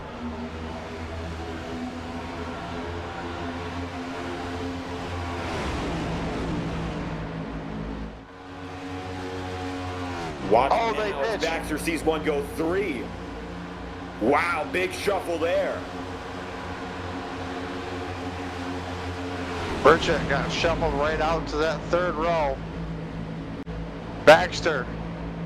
Teammates not around him right now, just trying to put on a clinic, get himself another victory this season.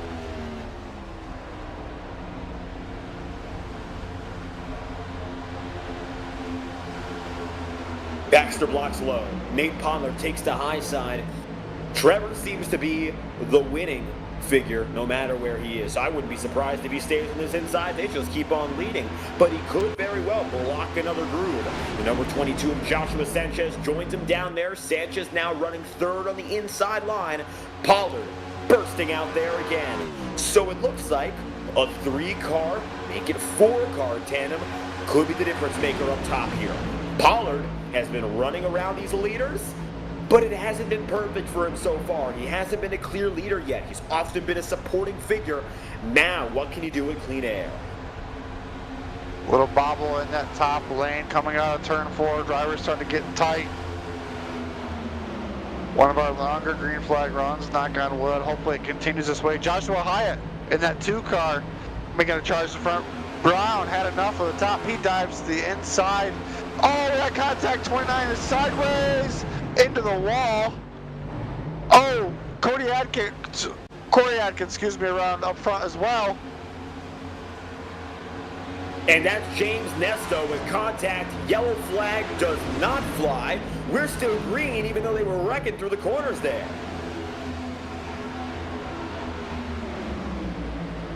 Looks like just single car incident is not getting caution worthy. Sanchez, Baxter side by side, yellow flag now out. Took a little while there, but pretty clearly a wreck under green.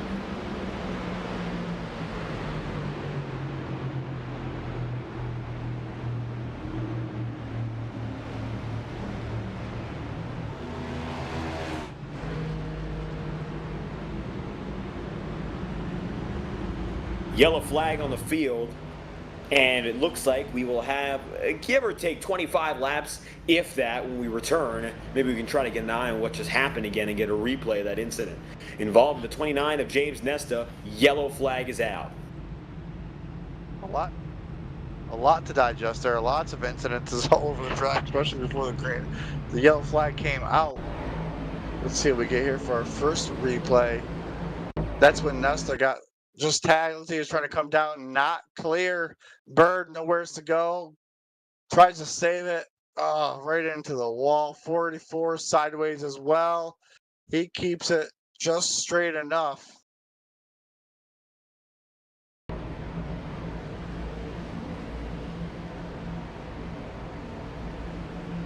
Based on what we saw there, that was the only incident on the lap.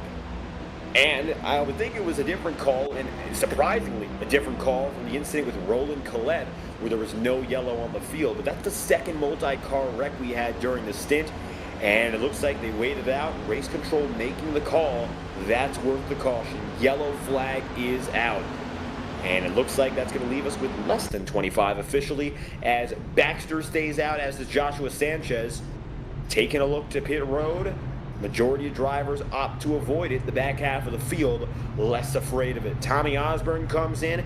There's Terry Orr, Gabriel Burke, Clayton Cyrus, Joshua Switzer, Thomas Hegland, Michael Kurdzialik, and Alan Duggar among those. Nesta and the Collette machine all coming through as well. But we got a fair amount of drivers who chose to stay out. And there you go. One on the way and a notable in the number 10. Watch out now, second place starter on the night, looking to get back to business. That is William Lark.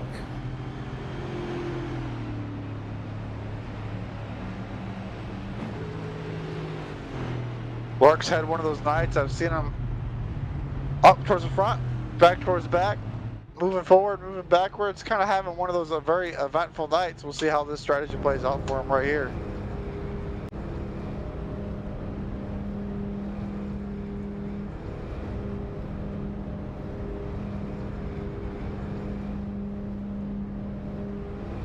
William gets back up to the front pack. Not a struggle so far for Lark to get in that upper conversation.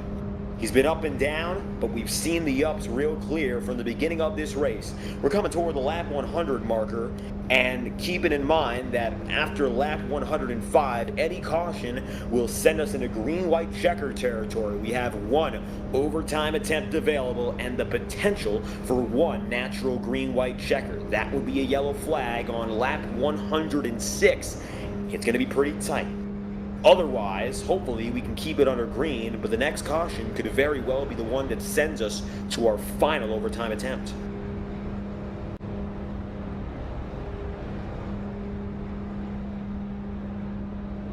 See how this all plans out. Pace car lights should be extinguished this time. Field will get double file. We're going to come down here. It's the final, I would say, 15 laps of green flag action. Potentially green flag laps.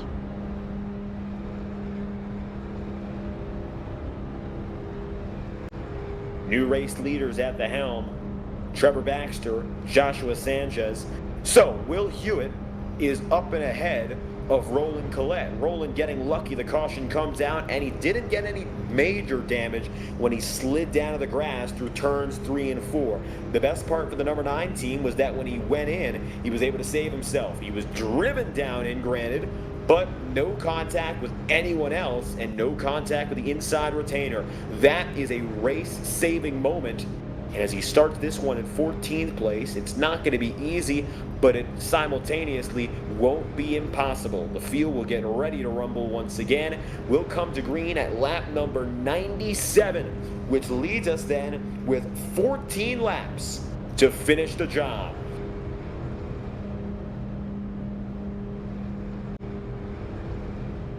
Who is going to come out on top? I believe 15 drivers still with the opportunity to win this. Just above 15, maybe, if we're looking at those on the lead lap. Tommy Osborne just got up there.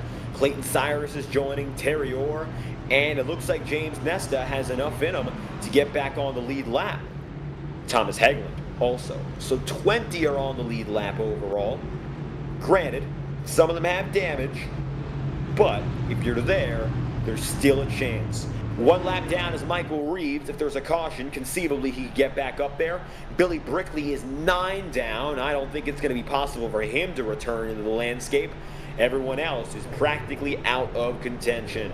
Here we go. iRacing official pace car ducks down and in. It's all about Trevor Baxter as he eyes what could be his 12th win of the season and his second at Daytona this year. Green flags out. It's all the number 12. Back on the way. Sanchez is to the outside.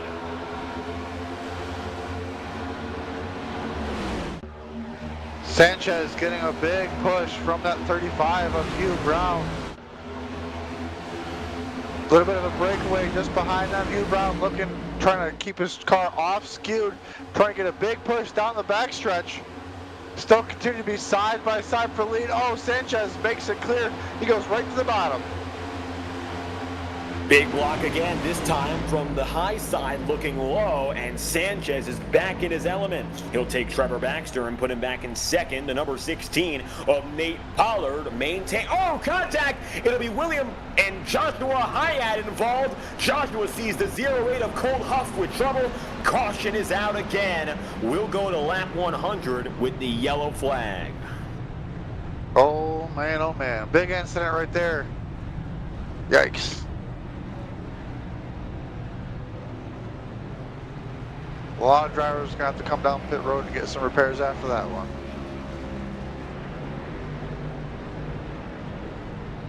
We're looking at that one with less than 15 laps to go. It's going to send us to a tricky situation. We might see yellow flag after yellow flag to finish it, or hopefully this is the final big problem of the night. They were 3 wide briefly, and that's where it all began.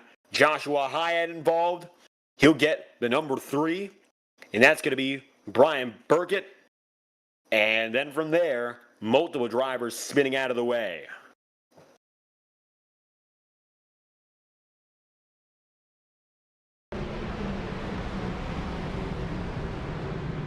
So that's the last of the guys in the lead lap. Burchett involved, Colt Huff, Joshua Hyatt. Harsh hits. And another standstill. We'll have just over 10 laps to go for the time being.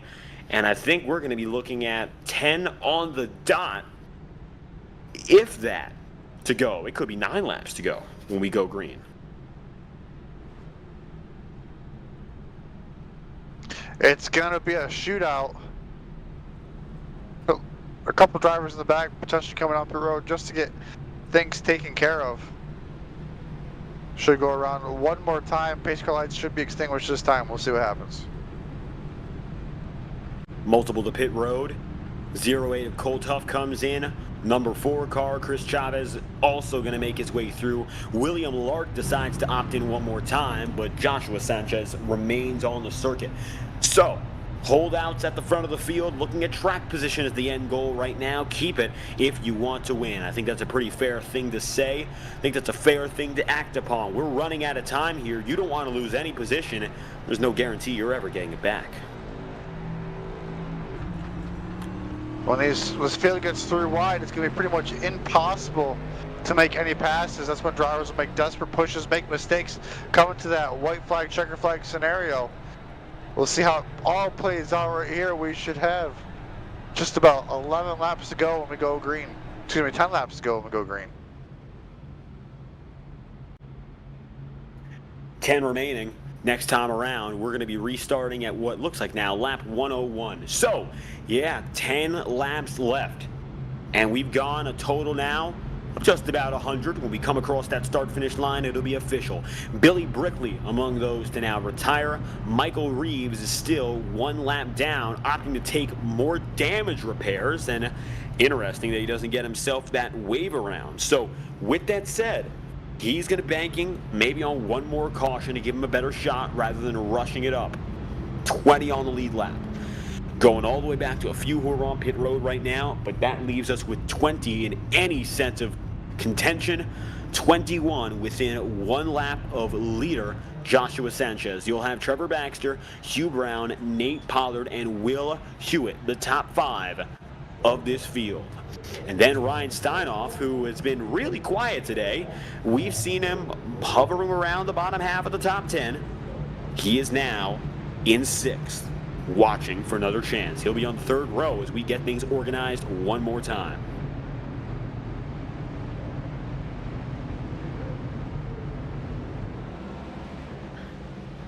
Will this be the final restart? Only time will tell.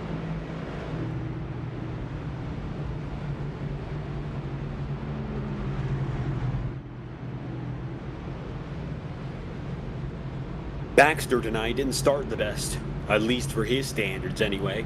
Qualifying in 7th, the first stage he was practically irrelevant. But ever since that point, I mean, he was very strong in stage 2, ended up being Roland Collette, who got out and on the way. Stage 3, he's been able to prove again that he is the difference maker between success and failure. When he went to the outside came alive, and he's in that position again to elevate that entire lane with his ability.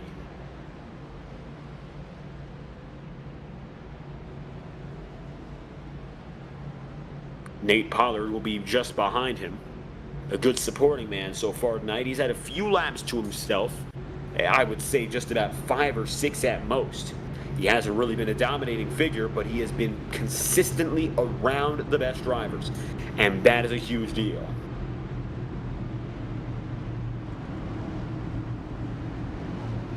We're coming to the stripe here with just 10 laps to go. Before we're at that point, Jeremy, any final thoughts before the most important, perhaps exciting part of this race?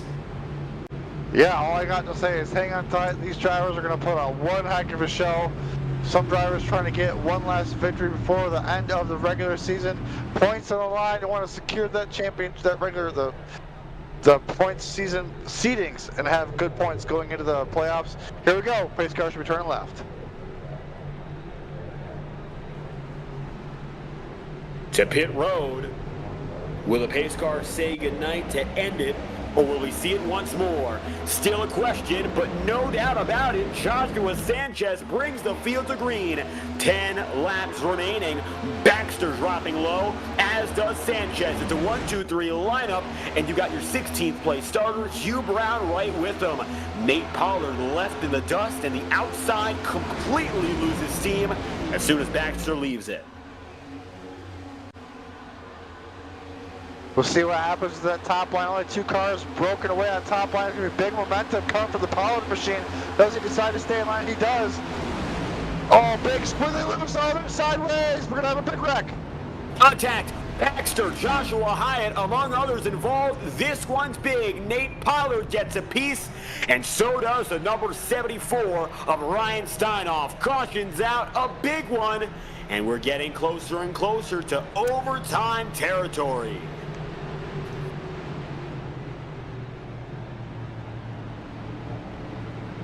Perhaps the worst incident of the night, and with it comes a racing penalty. Stephen Bird done for the day, and it's a disqualification for the 2016. Bird out of this one.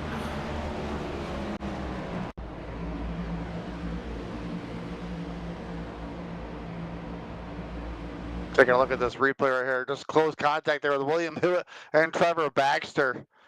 You can see the cars behind him trying to check up. Can't do that. Burchett trying to sneak through. Colette does get some contact there. We'll see what other damage you can see. Stephen Bird there was just slight contact. Unfortunately, disqualified him there for too many X's. Lots of drivers still involved. William Lark involved again. The 4 of Chris Chavez involved. Pollard involved.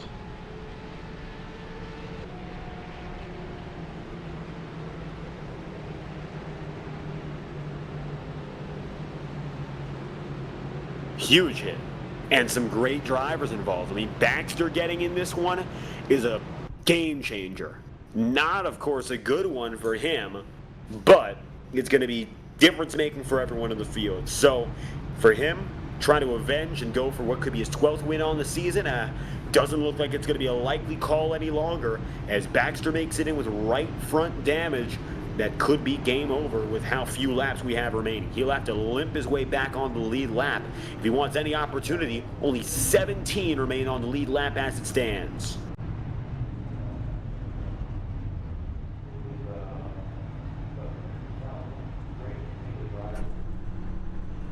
Trouble for one of the bigger names in the league this season.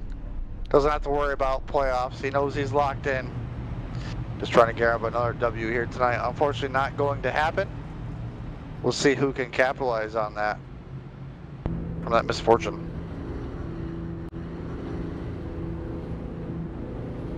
It might not be an immediate concern for Joshua Sanchez what just happened behind him, but you gotta wonder if it's getting that bad with guys like Baxter. Nobody is safe, and it's gonna get even more intense in these final few laps. A few more yellow flags than maybe we would have expected. We've gone at it before with this series in long form races, but Daytona gets the nerves. I think everyone's feeling them. Will Hewitt is running in 4th. Again, he's going up against Colette, and Roland now runs in the 11th. If Will wins tonight, it's a huge upset and could overturn based on the point structure where he lies. He's running in 19th, and based on the standings as they run, he is just outside of that window to make the championship fight. He is 27 points out. What a win would do for him, he knows it, and I'm sure that Roland Collette knows it. Now, will he be able to achieve it?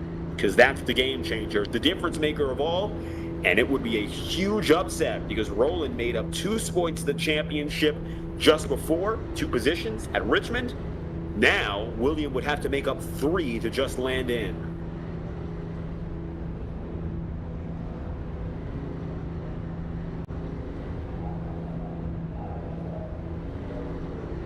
See if those pace car lights, yes, they do go off this time.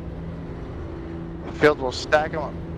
We'll stack them up again one more time, excuse me. We should have, looks like 6 laps to go when we take the green. So, with that being the case, any other caution, it's a 2-lap shootout. And that also means there is the slight potential this race ends under caution.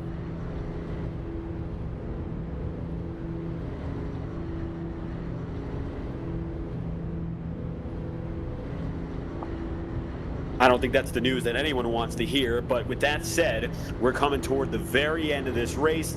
Lap 105, it's do or die from this point onward. 6 laps remaining under green. Small field, very small field up in front. William Lark is getting it back together. Terry Orr is up there now. Clayton Cyrus, Thomas Hegland, and Chris Chavez are all coming across the stripe, which will leave us with officially 16 on the lead lap now. Less than half of the field, for the first time tonight, are still with us in racing.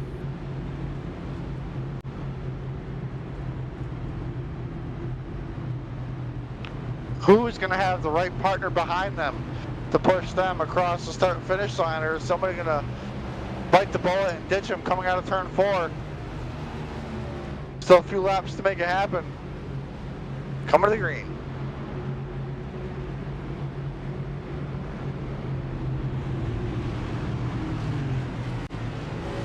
Joshua Sanchez in a position that is familiar, being in the leading fight, but he doesn't have to be the aggressor this time around. He has that top position. Now, will he use it well? Let's find out. 2 is outside. It's going to be Corey Atkins, 9th to 2nd. Of course, he's been up there in the mix. He was denied a win in stage 2, denied the lead now. Big block for the 22 to start it off. Green flags out for our final 6-lap run. Hewitt all by himself on top. He's going to jump right to the bottom. This thin outfield is going to hurt some of those momentum runs that these drivers can get. A lot of these drivers towards the back, if they're going to make the decision to go up top, they better go now, because laps are winding away very quickly and not a lot of time to make momentum work.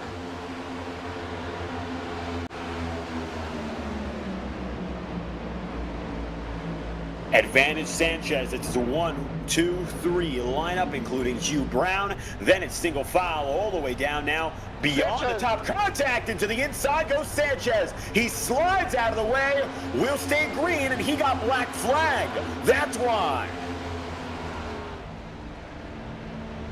So Sanchez trying to come to pit road that time, possibly. And it looks like it's going to be a penalty that prompts it. Sanchez takes a drive-through and hits the emergency ejection with 5 laps to go. Luckily, he did that without anyone else getting involved, but a dramatic disappearance from the race-leading fight for Sanchez. That leaves Hugh Brown and Corey Atkins and Brian Burkett, your 1, 2, 3 contact. It's going to be a little bit of door-to-door, bumper-to-bumper to finish the job. Talk about bumper-to-bumper. Colt Huff is all over Will Hewitt. Hewitt is now side by side with Roland Corrette. The battle for 16th in points is here and now. Big slide there from just the back end of this front grouping, and you saw it. Luckily, Hugh Brown gets away with that one. Lap 107, 4 laps to go. Coming up next, it's 5 this time around. Hewitt, with all that damage on the front end, is not going to work out. You can see how the driver's beginning to ditch him. That car has heavy damage. Look at Collette, was 14th at one point, now back up to 3rd after all this stuff has been transpiring throughout this race. No matter how long you've been going at it, it really doesn't matter now. If you're here, you are here. Everyone who's maintained a clean enough car has a shot. It's been endurance and attrition. That's that. Now it's going to be 3 laps remaining. 9th place starter Corey Atkins and 30 starter Brian Burkett. Such a different race for both of these drivers. I mean, Brian starting from the tail end of the field. Corey has been up in front for the most part. Both have been denied the accolades and the extra points to this point, but they will not be denied now. It's the most important fight of the night, and it's still going to be Corey leading. He was in this position through stage 2, but then the outside line overtook him. There is no second groove right now, though. That's the big shocker. There's no second groove with 2 laps to go when we cross the stripe. Not a big chance for anyone to get by unless there's an opportunity to stack up there. Into the back of this pack, but they haven't done anything. Here we go again. 2 laps remaining. White flag next time by. Looks like we're going to come home clean and green. 14 drivers fighting for the win, but really it just looks like 2 out there. surprised Colette's not getting help right now from his teammate that might have just too much damage at this point. The field's quite spread out, no big runs coming just yet. Very thinned out from the way this began at the beginning. We'll see if anybody makes a move because we're getting ready to come to the white flag. No dice yet. Corey Adkins remains out and in front. Brian Burkett is right behind him here, and while the distance is minimal, the chance for him to make a run, I think, would be even less so. Up high, now we gotta move. Big block from Corey Adkins up top. It's gonna be one lap to go. White flag's out. Roland Collette dumps Corey Adkins. Roland in desperation takes out the 24. New race leader, Hugh Brown, getting himself up and ahead with help from Colt Huff. Colt takes it 3 wide. I think it's a little bit too early. Half a lap to go now. To the inside, Collette still has the edge. Multiple drivers taken out. James Nesta and William Hewitt. That's going to take Hewitt out of playoff contention. Roland Collette leading with Brian Burkett right behind him. Brian now looking for the opportunity to make it up high. He'll take it to the top side and get put in the wall. Will it be contact? Definitely! Roland Collette is slammed into the outside and still makes it through. Win number 2 on the season. Playoffs are clinched. Your 16th place man gets it done. Roland Collette, welcome to the door-to-door playoffs. You're a winner at Daytona.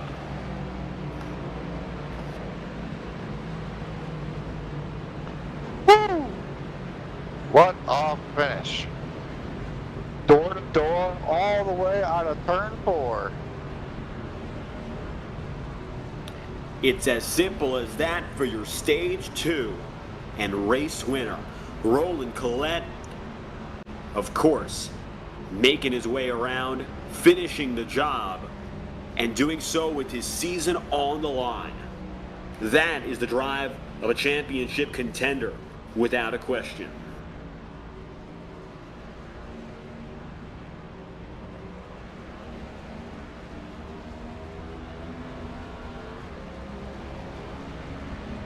And now to celebrate a victory long anticipated. Roland needed this one, and he will get it. On 11 starts, he's been able to make it through with 2 victories, 5 top 5s, and 5 top 10s. Slowly but surely becoming one of the best drivers in this field. And with this win, he elevates himself to having the 3rd most of anyone this season, only behind Alan Duggar and Trevor Baxter.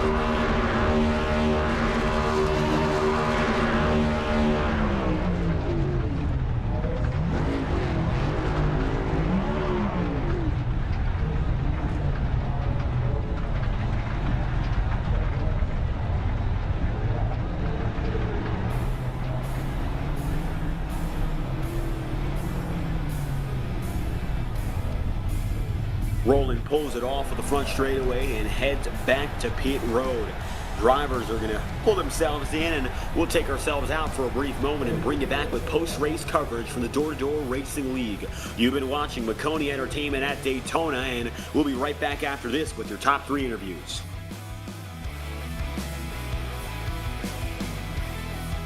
When you want to be the best, you can't settle for the rest. For anything on iRacing, there's just one name you need: Maconi. With the launch of Maconi Entertainment and Maconi Competizone alongside Maconi Setup Shop, we now provide the best of the best in setups, paint schemes, coaching, broadcasting, and event organization. With cars across all 4 license classes, we have what you need to hit the track with confidence. Grab a subscription and save money while going fast at MaconiSetupShop.com/subscriptions. And remember, at Maconi Setup Shop, there are setups, but your victories.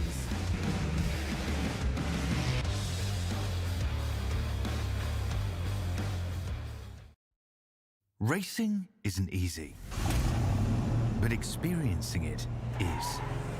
iRacing puts you in the driver's seat with the industry's leading sim racing game. Drive on laser scan replicas of the greatest racing circuits from around the world. Go head-to-head against other drivers chosen by skill-based matchmaking to ensure competitive racing at every level. Compete across all your favorite series. in officially licensed cars engineered to deliver the most accurate driving experience possible.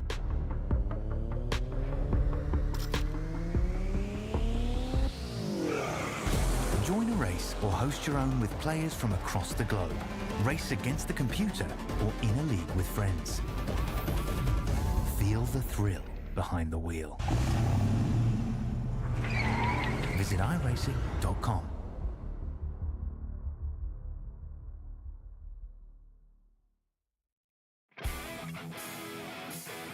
Welcome back to the Daytona International Speedway.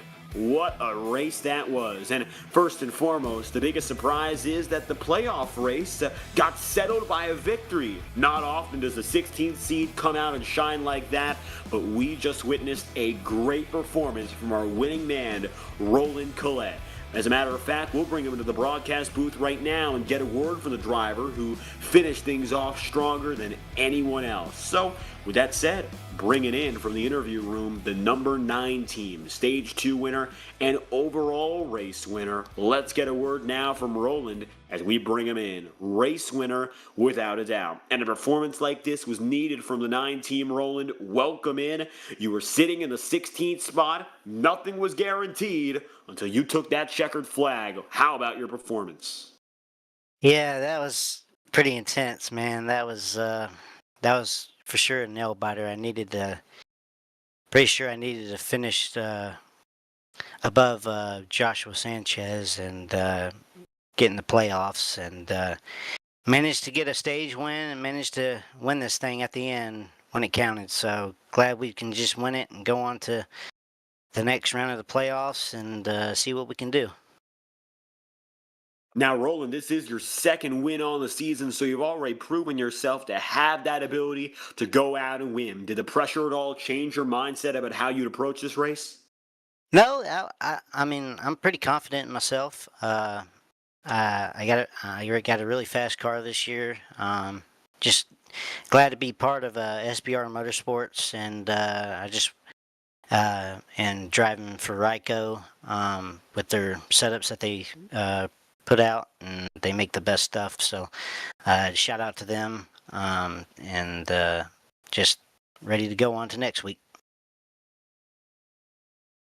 Stage 2 victory and the race win. Want to talk about that Stage 2 first and foremost here. You got those bonus points, and you took them by virtue of that last restart in there. Were you intending to be that aggressive, or you were just going with the flow of the pack around you? Well, I was just trying to work with my guys and see what we can do. I needed to get as many points as I could because in stage 1 I finished 1 spot short from getting stage points. So I needed to be a little more aggressive, so I tried to do that and managed to work out for me. And a great performance overall. SBR Motorsport punching a ticket, and the 9 team is through. Until we head back to Darlington, of course, that's our first race of the playoffs here. What are your expectations for racing at the Lady in Black? Well, we just got to do a lot of practicing and just stay off that wall, but it's going to be pretty difficult to do. But just glad we can get the win here tonight, and I can rest easy and get ready for the playoffs. A huge performance, and of course, the moment living up to it and then some. Roland Collette, victory in the door-to-door regular season finale for 2025. Anything else you'd like to add before you let go here? I just want to thank Trevor Baxter, SBR Motorsports, for signing me to a deal to race for them, and just want to thank Ryko again for their setups that they put out, and I've had a lot of success with them. If there's any viewers out there that are looking for a setup shop, I recommend Ryko. They make outstanding setups. So, and I also want to thank Jordan Stencil, JS Designs, for the awesome paint schemes he makes for me, and I get to run. I just want to thank them, and we'll just go on to next week.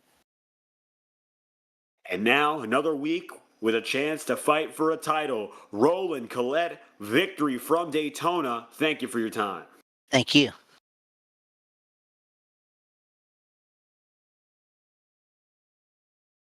And that was the winner And unfortunately, when there's a winner, there's always the first loser. That a great finish tonight, though, for the number 2 coming home in position number 2.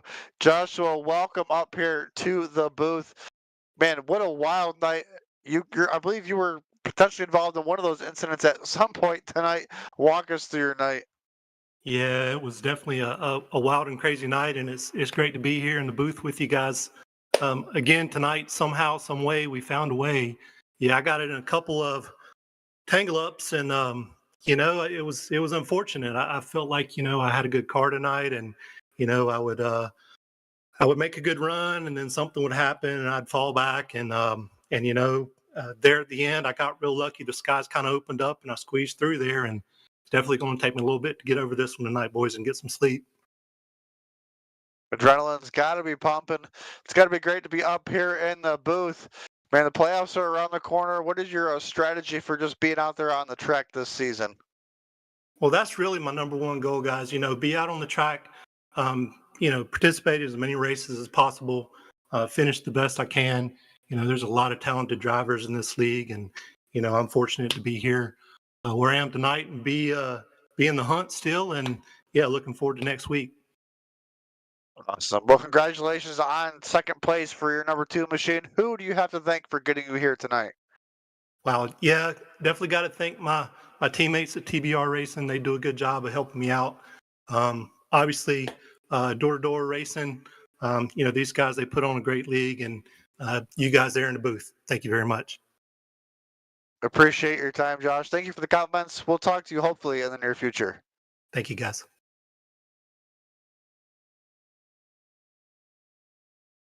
Now with your second place driver on the way, you've gotten a word from the top 2 steps on the podium, but an unsuspecting driver, the number 65, goes from 31st all the way up to 3rd to make a major success out of a slow start. Clayton Cyrus in the number 65 is with us now in the broadcast booth to finish things off. Clayton, you got a copy?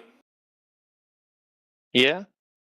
Well, it's great to have you here, one of the biggest movers in this race, and going for a total of 28 spots gained tonight. You had to put the work in to go for the tail end right up to the winning conversation. Yeah, it was a lot of patience there, especially in the first 2 stages, kind of hanging back, kind of trying to do a team strategy, holding off in the back. Kind of kept my nose clean throughout the whole race until kind of right there at the very end. And it was all about keeping yourself out of the trouble, as you said. You didn't get involved in any of those incidents, so I'd have to ask of you, were you intentionally keeping yourself back of the field with that mud? We were working as kind of like a team back there, trying to come up with a strategy. We were thinking that we were going to maybe do kind of like an early pit off strategy from everybody else if it went green in the 3rd stage. So we were kind of purposely kind of hanging in the back, making sure that we could all try to stay clean, which we, for the most part, were. I think once we started getting the cautions throughout the 3rd stage, it kind of broke up our strategy, and we kind of just had to stick up there with the pack. And then that's whenever a few of us kind of started having problems. And I think it was like lap 101 or so, I actually got caught up in a pretty big wreck that gave me about 9 minutes worth of damage, but it didn't seem to be anything that made me lose power. So I was actually able to kind of hold into the draft there towards the end. Now, you talk about the game of us's and we's. There's a lot of drivers you had to work with tonight, and communication was everything. With that being said, how difficult was it for you to work with the drivers who were around you that you might not be teammates with or that you might not know? It was tough. We had a couple people that kind of seemed like they weren't going to work with us. They tried to pull out beside and try to pass whenever we were trying to do like a nice little line second pack there. But it's something that kind of works. It seemed like it worked its way out there towards the end. I mean, if you couldn't get by, and they were obviously, all of us and our teammates were working together. If there was just like 1 or 2 people, they obviously would kind of fall in line with us. So it wasn't too bad. It worked out pretty well. And all things considered, very much coming from the back of the field and maybe outdoing the expectations of a 31st place starter. 3rd place as we go toward Darlington. You have any final shout outs you'd like to send or any final comments before our next race? Well, honestly, Darlington's one of my favorite tracks. I'm hoping to do pretty decent there. Hopefully, again, keeping the nose clean, not getting too much of a of a black mark on the side of my car. Other than that, it was just great running with Red Snapper Racing here for this. So other than that, I'm just looking forward to some more great racing with this league. The number 65 crew out on top tonight, of course, to take it from all the way back to the podium steps. Thank you, Clayton, for your time, and congratulations on the performance. Thank you. So now we've gotten the word from your top 3 drivers, Jeremy, all with completely different stories, and yet they've made their way here. So what a great night of action. I'll tell you this much, not clean all the way, that's without a doubt, but we saw some exciting moments from flag to flag, and of course a huge battle for the playoffs that went down to the last moments where our 16th seed did the unthinkable and sealed it with a stage win and a race win. Yeah, just a lot of, I wouldn't say a lot of cautions, but a little bit more cautions than usual for the league. But this is Daytona. Everybody knows they're in it with a chance to win it. Only 11 cautions tonight, not too bad. 2 of those were stage breaks, so I would say 9 overall.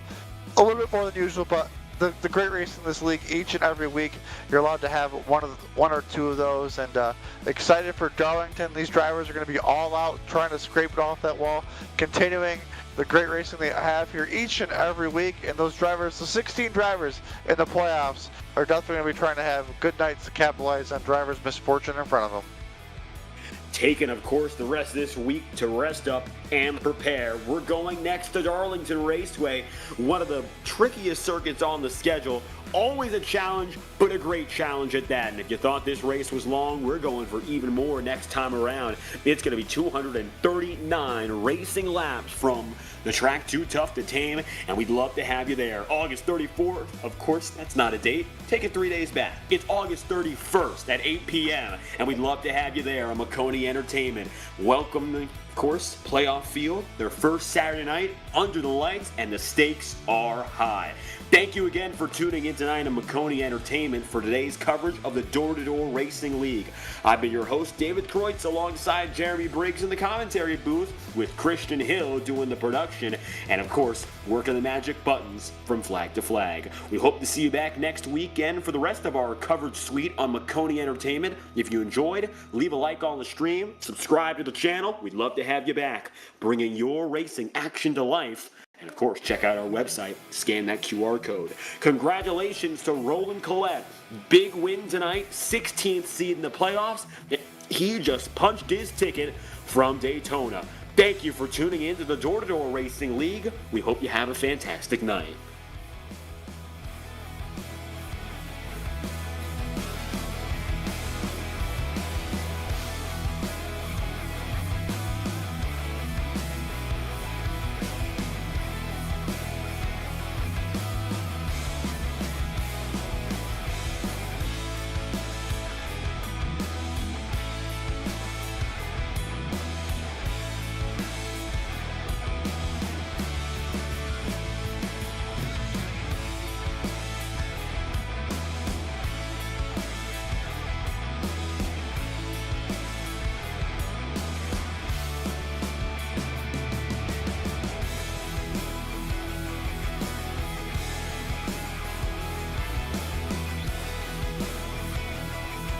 When you want to be the best, you can't settle for the rest. For anything on iRacing, there's just one name you need, Maconi. With the launch of Maconi Entertainment and Maconi Competizone alongside Maconi Setup Shop, we now provide the best of the best in setups, paint schemes, coaching, broadcasting, and event organization. With cars across all 4 license classes, we have what you need to hit the track with confidence.